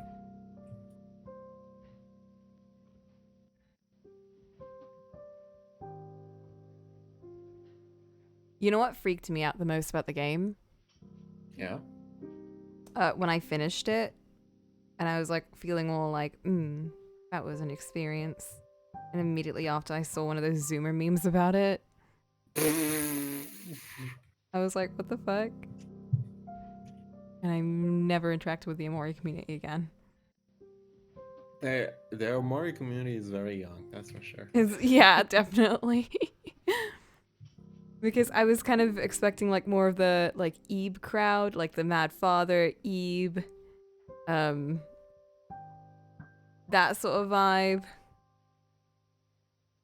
But then I got the Undertale crowd. Yeah, it's definitely the Undertale crowd. I try to not judge a game based on its community, but Yeah, sometimes it's hard. don't judge Amori by its community. Like I know at some points because of all the silly memes and like especially this stupid gifs that have been made, it can come across as a bit like almost goofing too much about everything. The tone of the Bro, game isn't. the Mad Father and Ib crowd are paying taxes now. They're not playing Omori. Bro. I'm the Mad Father Ebe crowd. And you're paying taxes. We were a young crowd when it came out. Yeah, but I don't know. I feel like the Zoomers of then, I mean, I guess we weren't really the Zoomers of then, but like the us of them were, I don't know. I didn't really finish Eve and just make a bunch of silly, really dark goofs about everything, you know? Or like Right. Witch's House or Mad Father or anything. Like those games get pretty dark in a lot of places or quite heavy in terms of like topic matter for some specific ones. And I don't like And finish them and kind of go, you know what I mean? yeah. But people process content differently at the end of the day. Oh, definitely, yeah. And like, It's just very, it's a lot of like, I feel like a lot of younger people definitely, they've got a certain way of processing things that are quite different from what I was used to. I definitely feel like the reductive term that came up on Twitter, the quirky indie Earthbound inspired game about depression. That term it was started circling when Amori came out. Yeah. That term definitely made me a little self conscious about playing it. I don't know why.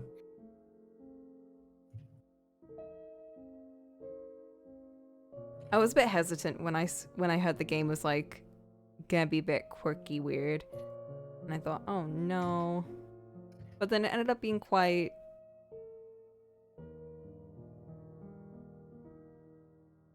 it wasn't too quirky if you get what I mean.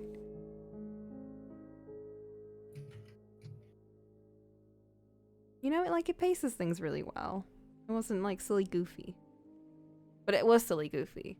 But like silly goofy in a it wasn't like tonally deaf. That's good.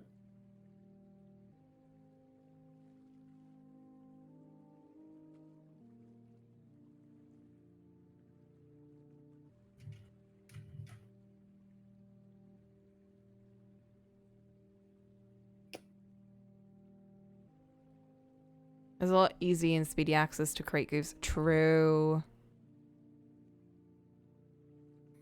I think I also just wasn't aware of a lot of those like deeper communities back then. Like even though I liked all those games, I wouldn't say I was very deep in the community back then.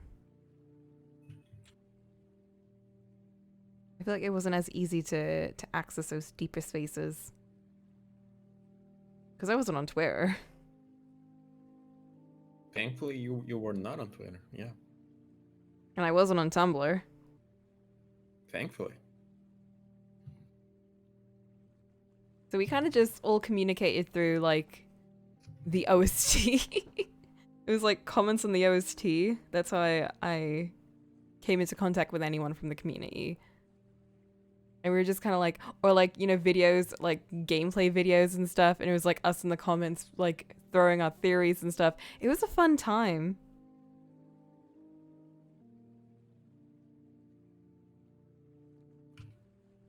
I have quite fond memories of that era. Yeah, but sometimes you can't dig too deep in communities. No. That's why I was quite happy with the level of community digging I had back then. Where it was just meeting people on YouTube. I say meeting, but throwing theories at people on YouTube and having them be like, that's a really good theory. I think this and this and this. I was like, oh my God, really? That makes a lot of sense. And we didn't really have any proper spaces to talk about things. Because the people that talked about stuff on YouTube were the people that weren't in the know-how of how to get into the inner community, which was like on Tumblr and Twitter and all that. So we were all kind of equally in our own little spaces. Like the kind of people that post a comment on YouTube and then wait like 3 weeks. And then someone else responds to it and then we can wait another 3. Like, you know, it was a very slow communicative process. But that was fun. We allow people to touch grass, so to speak. Yeah, because it's like we went to school. I assume most of us were like the same age. Like, you know, you go to school, you go about your day, you come back home, and you're like, oh, someone responded to my little theory.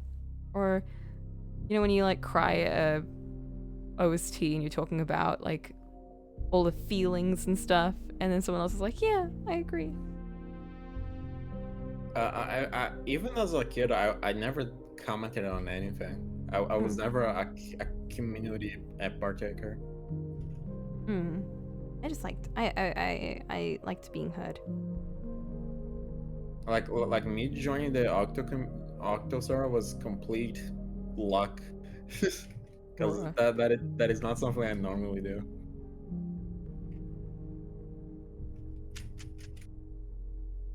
That was my first Discord.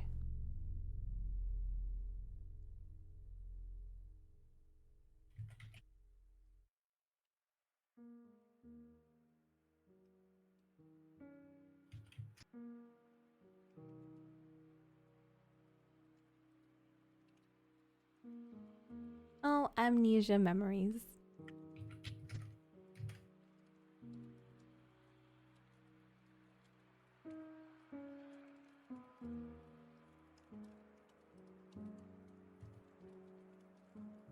Memories.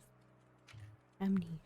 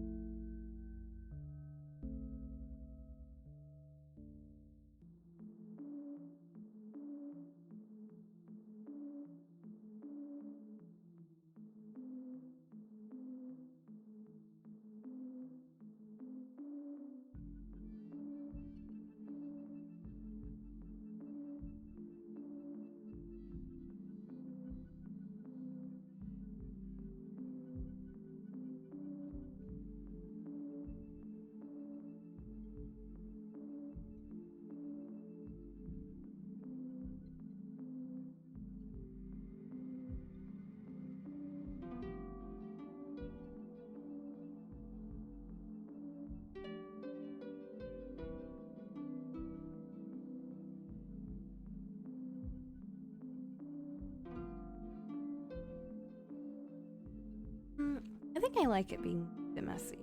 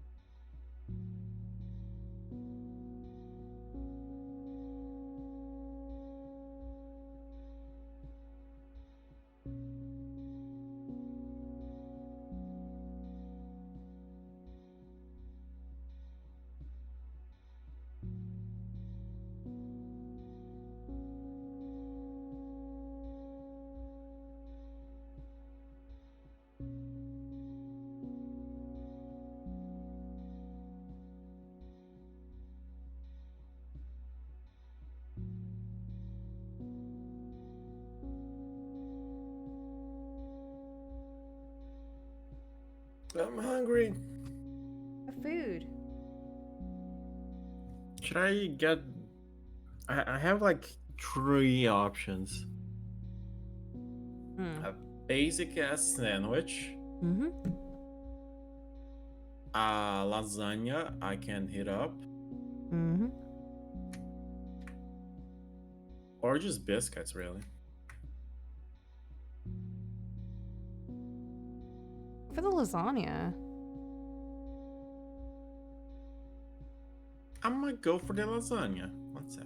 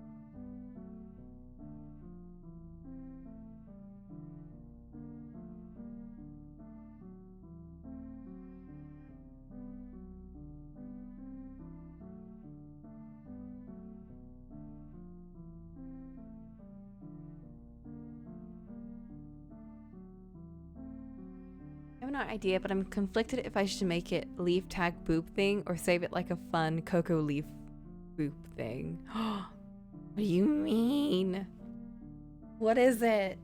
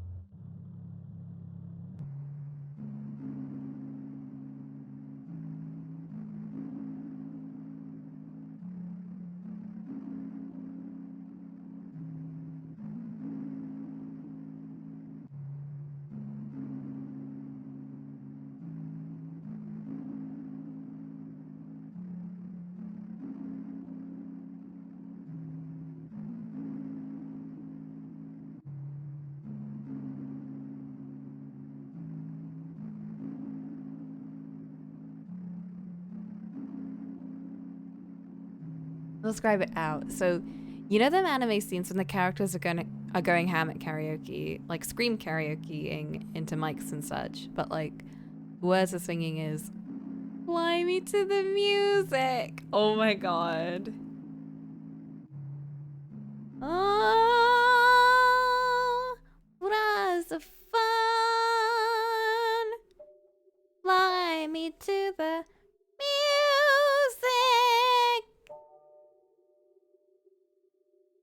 What a great track.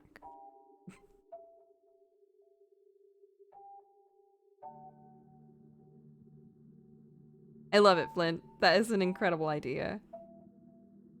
No one will understand. No one but us.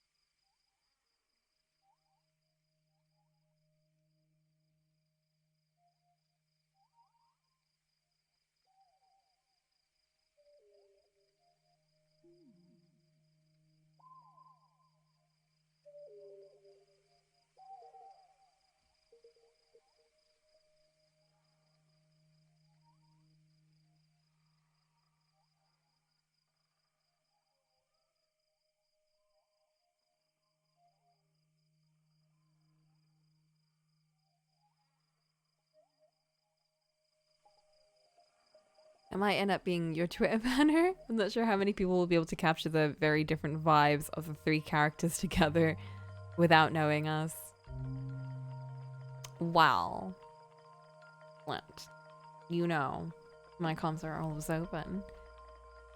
I mean, if you find someone that can capture the art style really well, obviously go for it, because I, again, do not know how to draw non-humanoid characters that well. I mean, I say always open, maybe not right now, because I think I need a break from comms for a bit. But then Boop's character's a sock.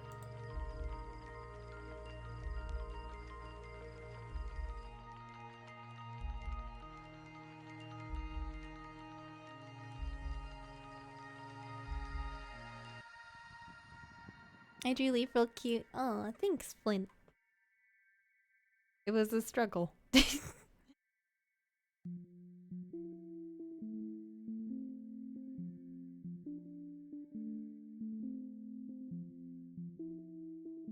If anyone ever says, wow, it must be so easy to draw. No. Doesn't matter what skill level you are, this shit's hard all the time. All day, every day.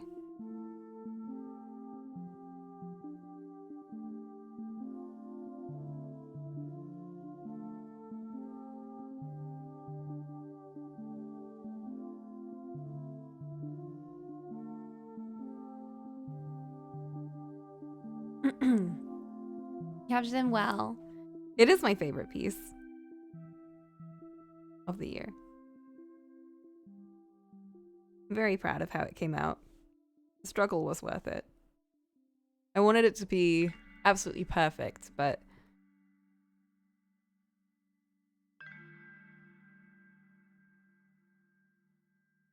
I'm very happy with how it turned out.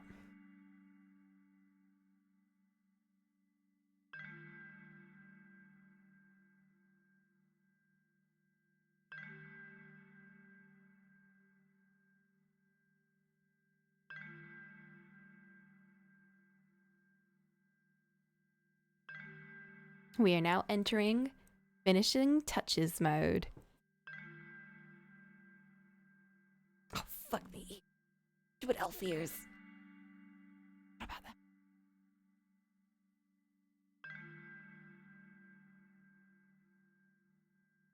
Elf ears. Leaf tag boot will be an NPW reference. Oh, that's gonna be so fun.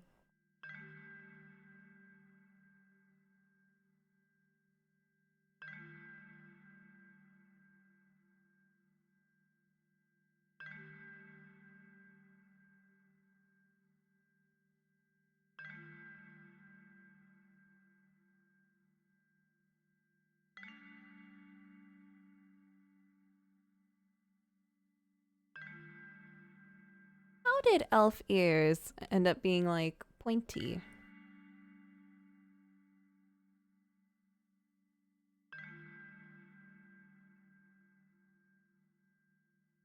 How do they take this shape? You know what I mean?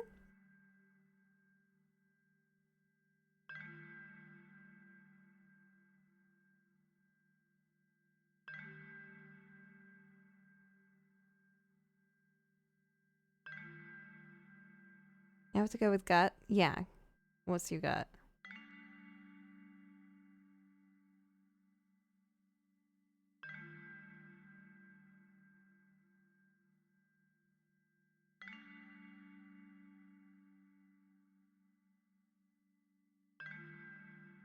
I think because some people are sometimes born with pointy ears, and that mixed into folklore. Oh, I didn't think about that.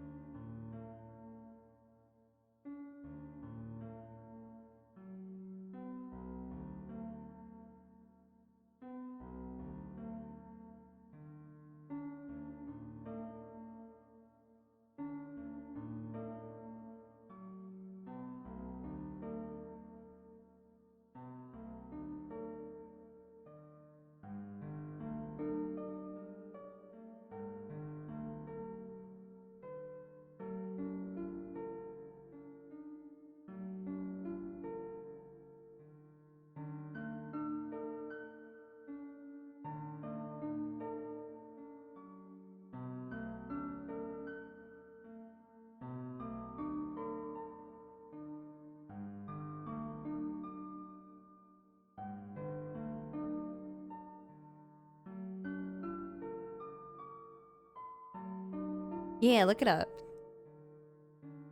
I feel like that does make a lot of sense, though.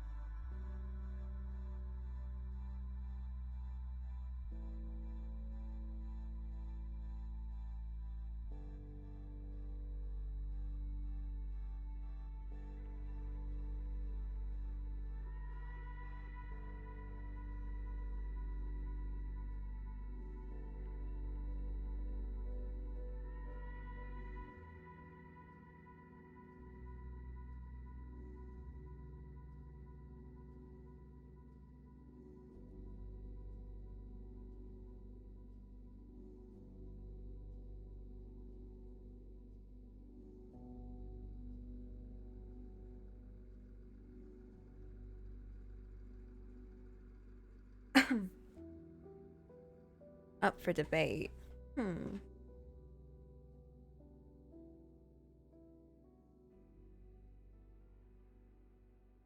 What are some of the theories?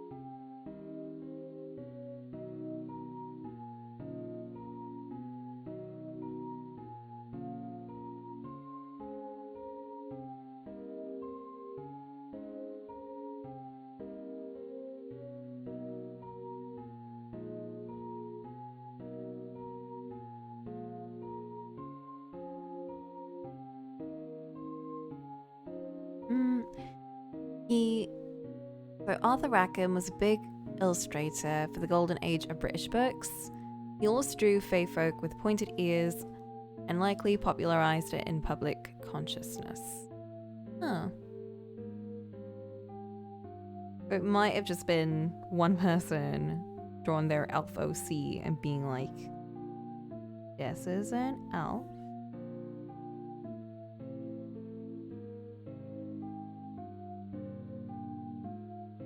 And everyone else was like, you know what? They would be pointy.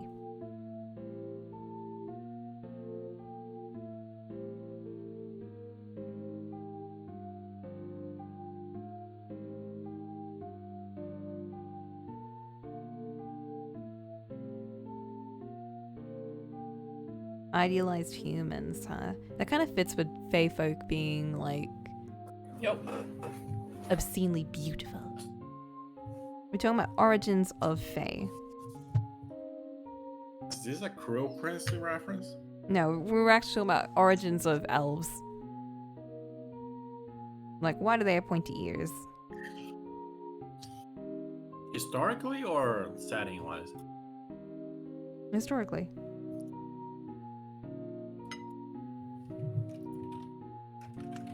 Like, who came up with that? And Flint says it was because of one guy who was drawing them like that, and people just kind of went with it. Maybe it was because of Tolkien. I don't know if I was worth that popular before him.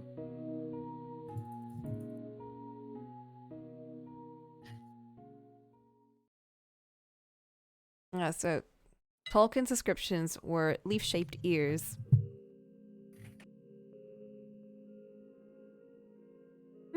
So not really as pointy, but more just leaf.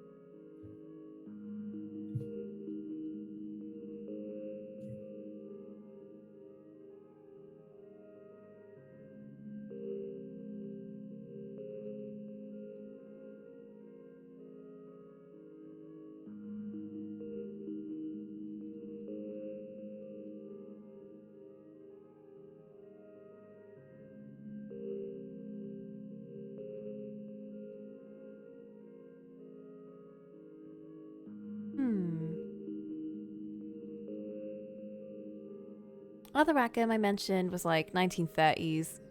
There were some influences before Tolkien's things lock stuff in for people. Another reason they have pointed ears, though, what is it?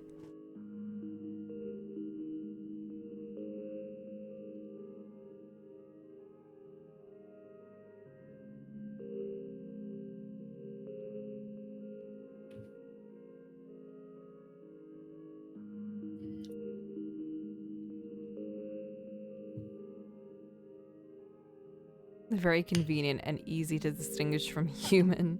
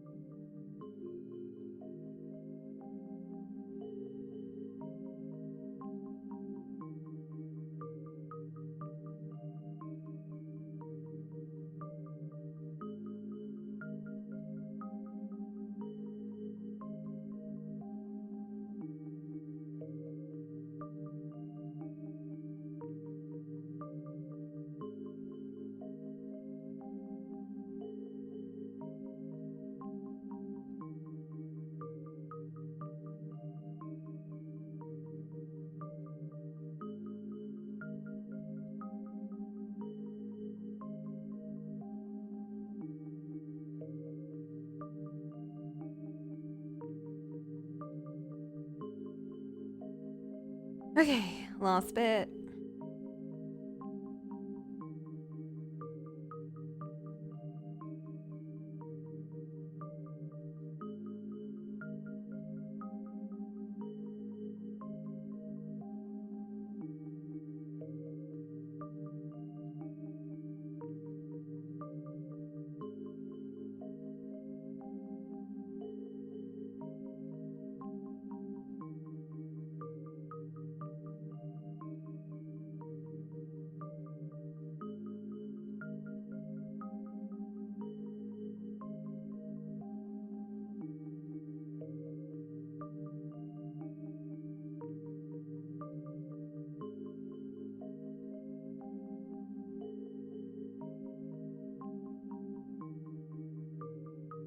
That was some good shit. Hmm? That lasagna. Oh, yeah? Yeah.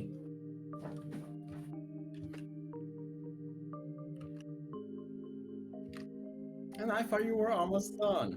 Yeah.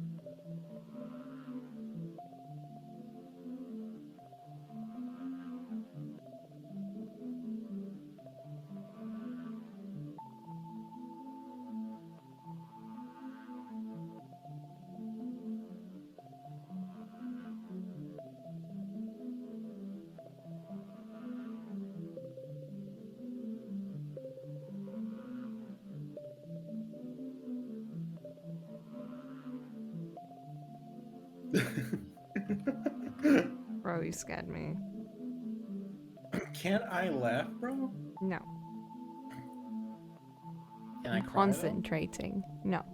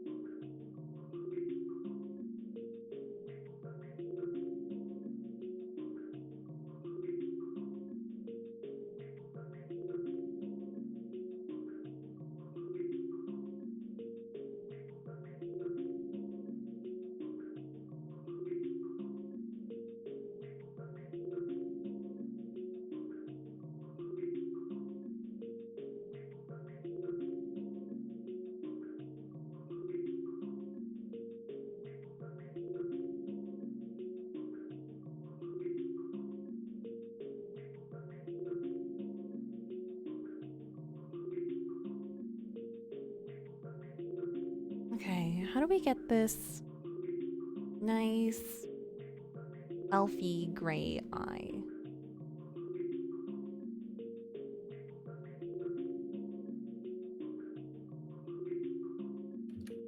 I think you should add the basic details for eyes. Dark at the top, clear at the bottom. No, but I don't want it to be. Just don't add any shine if you don't want it to. If you don't want to remove any of the deadness.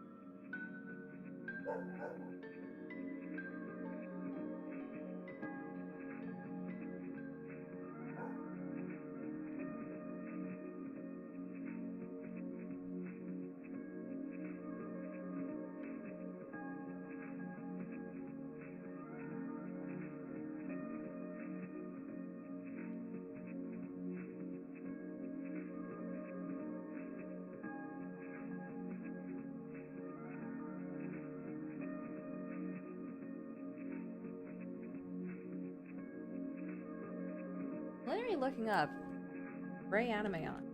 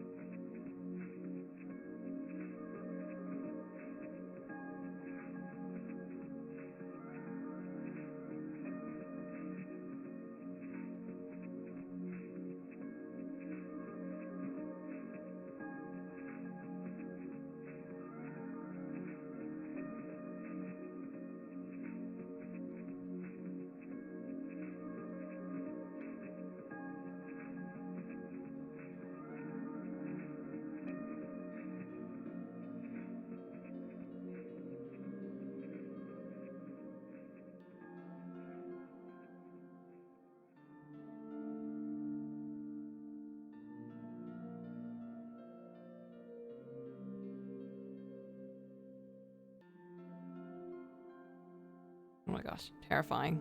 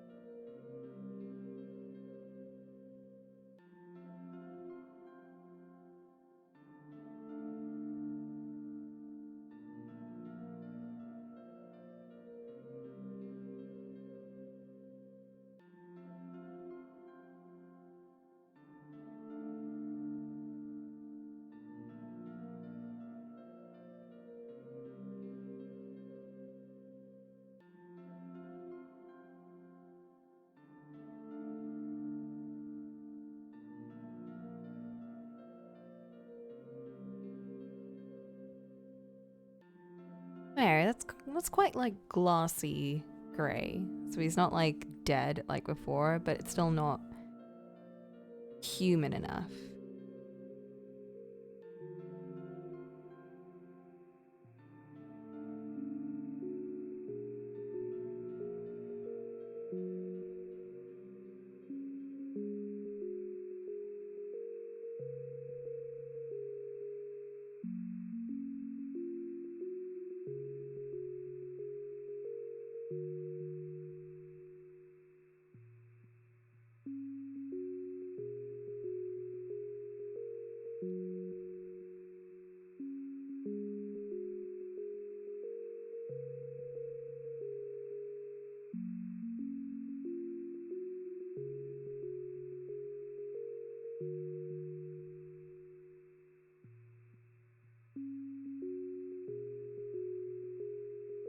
Oh, you look so cute.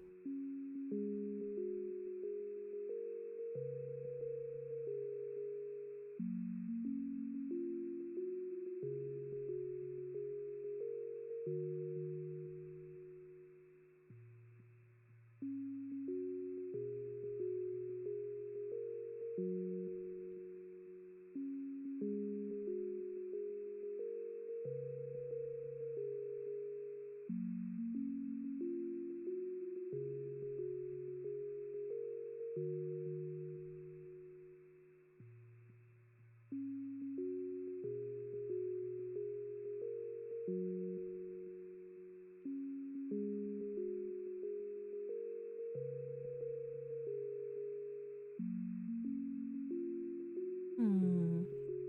Am I forgetting anything?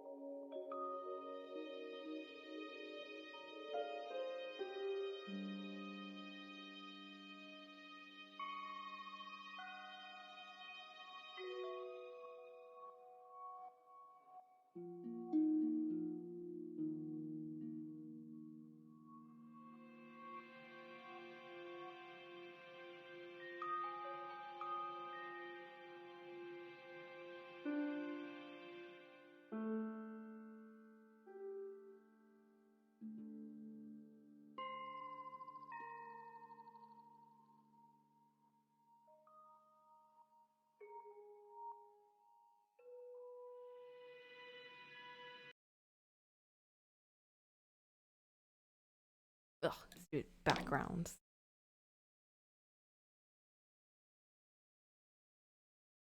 Video paused. Excuse me. Draw a detail or elf force behind him, please. Okay.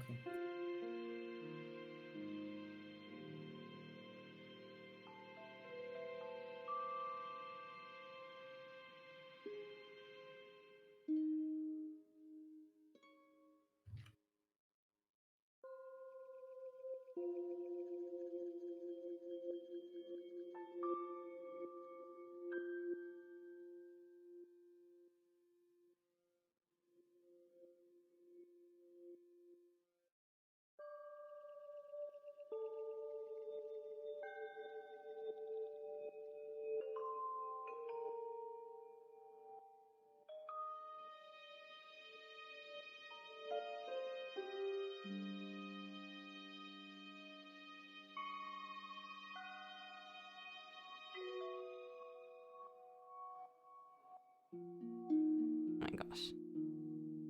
What am I doing?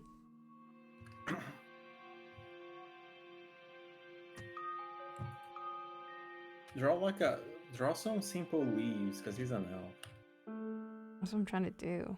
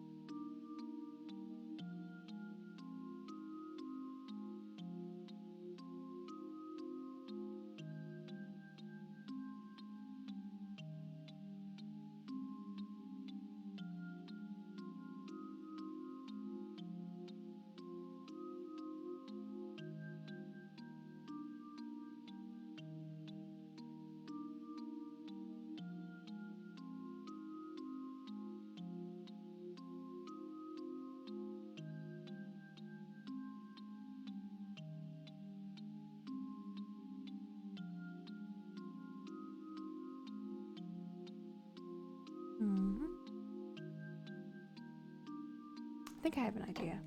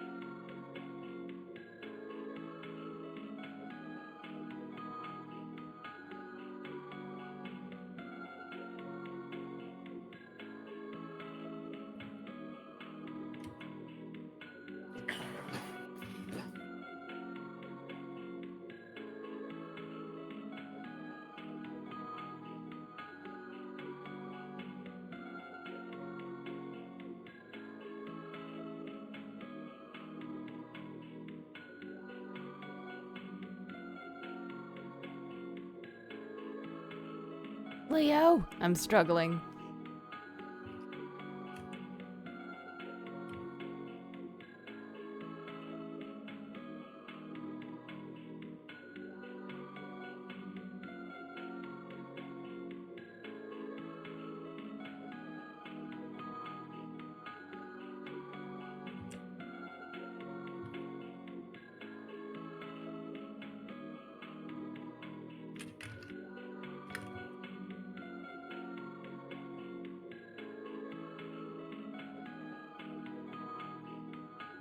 Did I see the season? No, I didn't.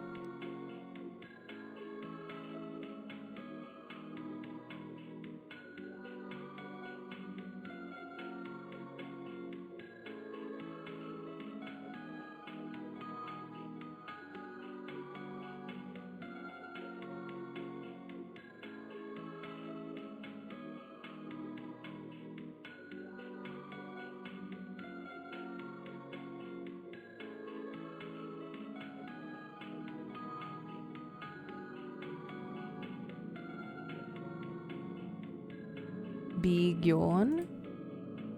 Oh, that's a big yawn. That's very big.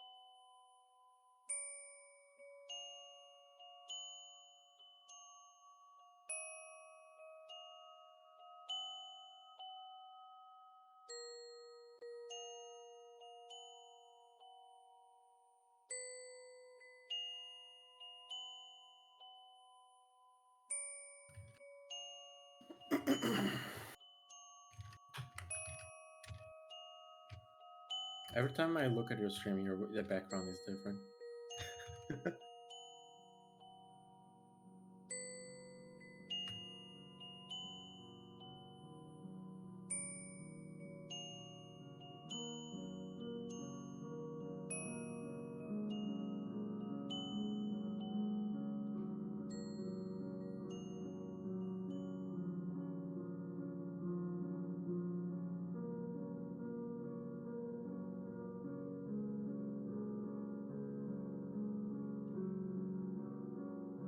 Oh my god, Summers is awake. Oh? Do they know? They're looking. Please tell them so they don't go through the effort.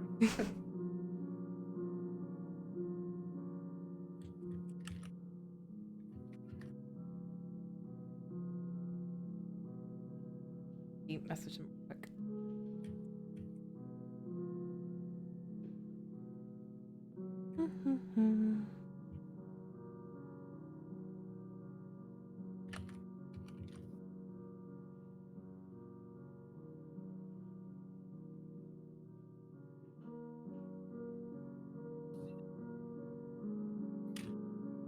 What was the name? Oh, fuck. Hold on. It's in my wishes.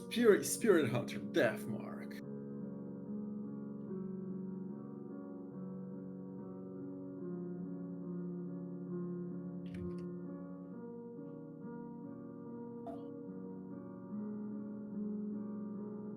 There you go. Do they recognize the game? I just sent it to them.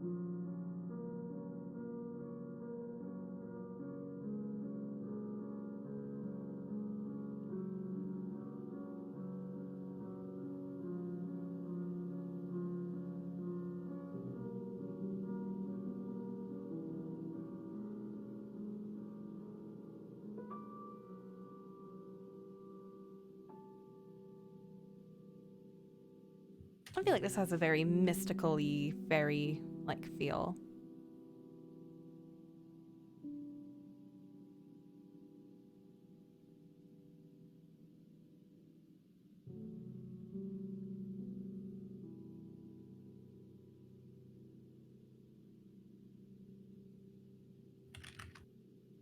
You approve? Good. Do I approve? I don't care. Oh.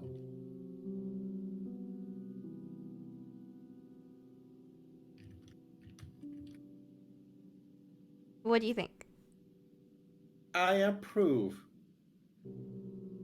Yeah, well, I wasn't asking for your opinion. Bruh.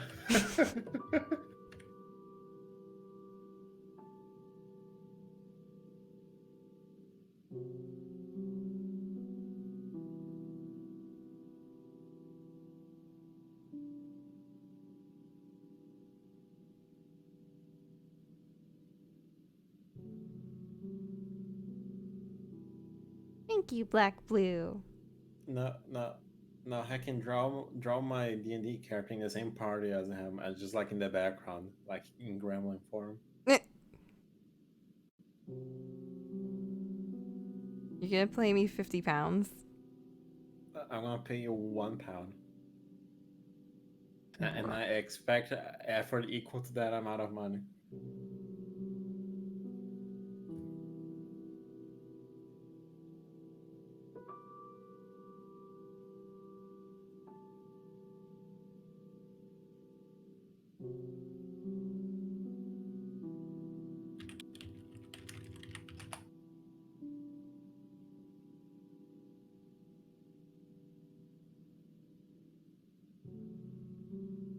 Yeah, like if people drew Gremlin Diva. Oh, I love Gremlin Diva.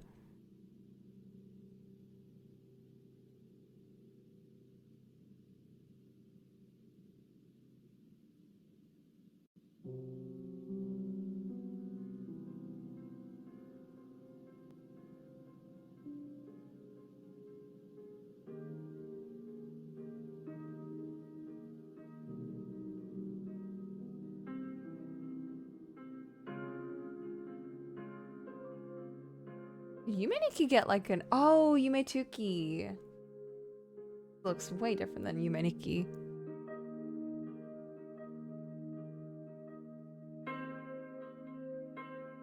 Here, Coco. Draw her in 30 seconds based on this emote.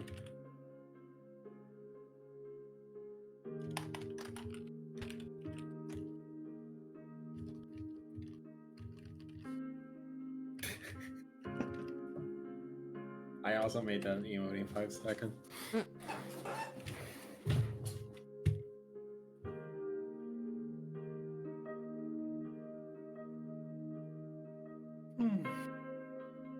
Done! Yo!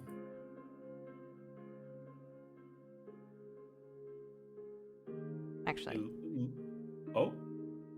Actually renders for hours more.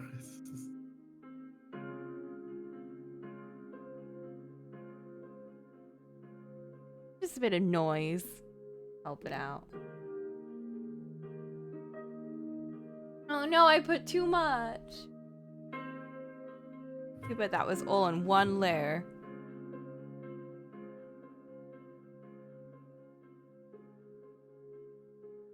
Oh no, you're gonna have to start from the beginning.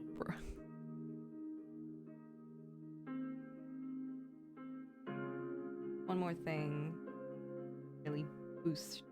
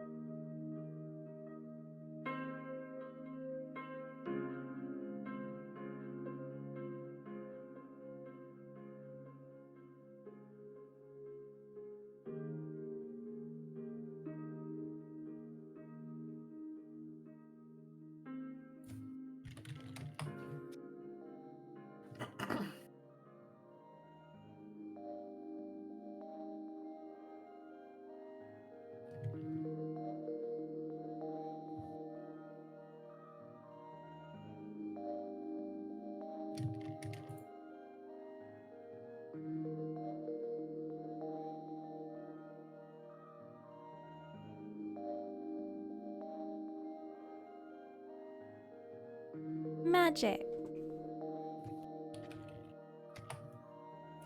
Magic. But his whole character is that he doesn't know magic, Coco. I don't care. He does for this aesthetic. He was trained to be a wizard, but he was terrible at it, so now he lives in shame. Well, he'd live in even more shame if he looked ugly without his magic, so he's got magic now. Just rewrite Smock's entire character. Okay, I'm gonna share it. Let me just boop this away. Right. Preparing my reactions. Bro, if you guys don't react so hard, I swear to God.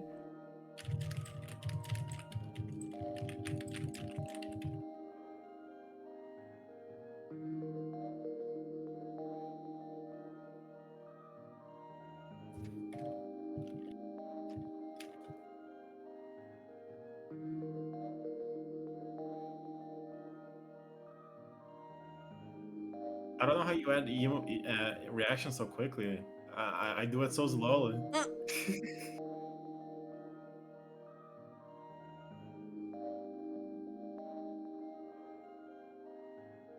Mm. Thank you, Black Blue. That's the kind of reaction I was expecting.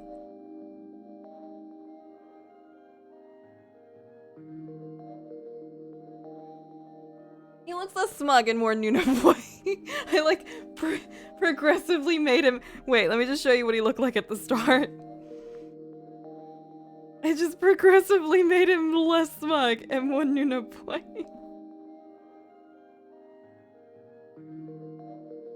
Like, there he was at the start, all smug. It was like, very, very smug boy.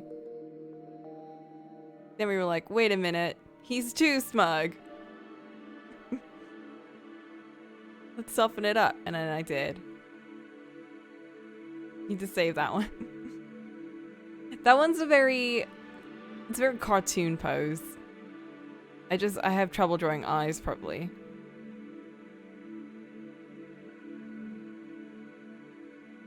God, look at that. Look at what happened to the braid. Then I just covered it up. I literally just covered it up. Whoa. Bam. Bam.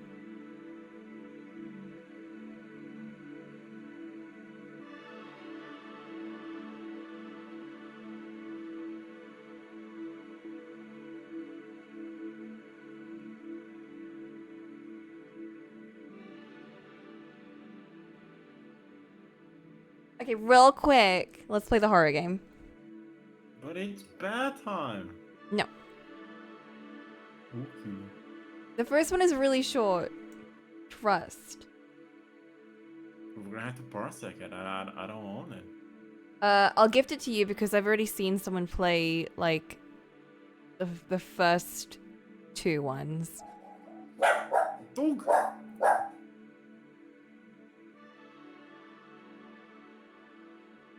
If it's your price, you don't do it, bro.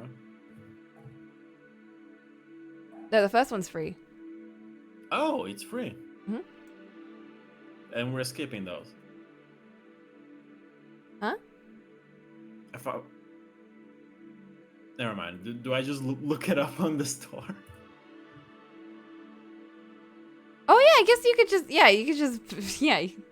Just Like, look at that were one. you just gonna gift me a free game? I guess so.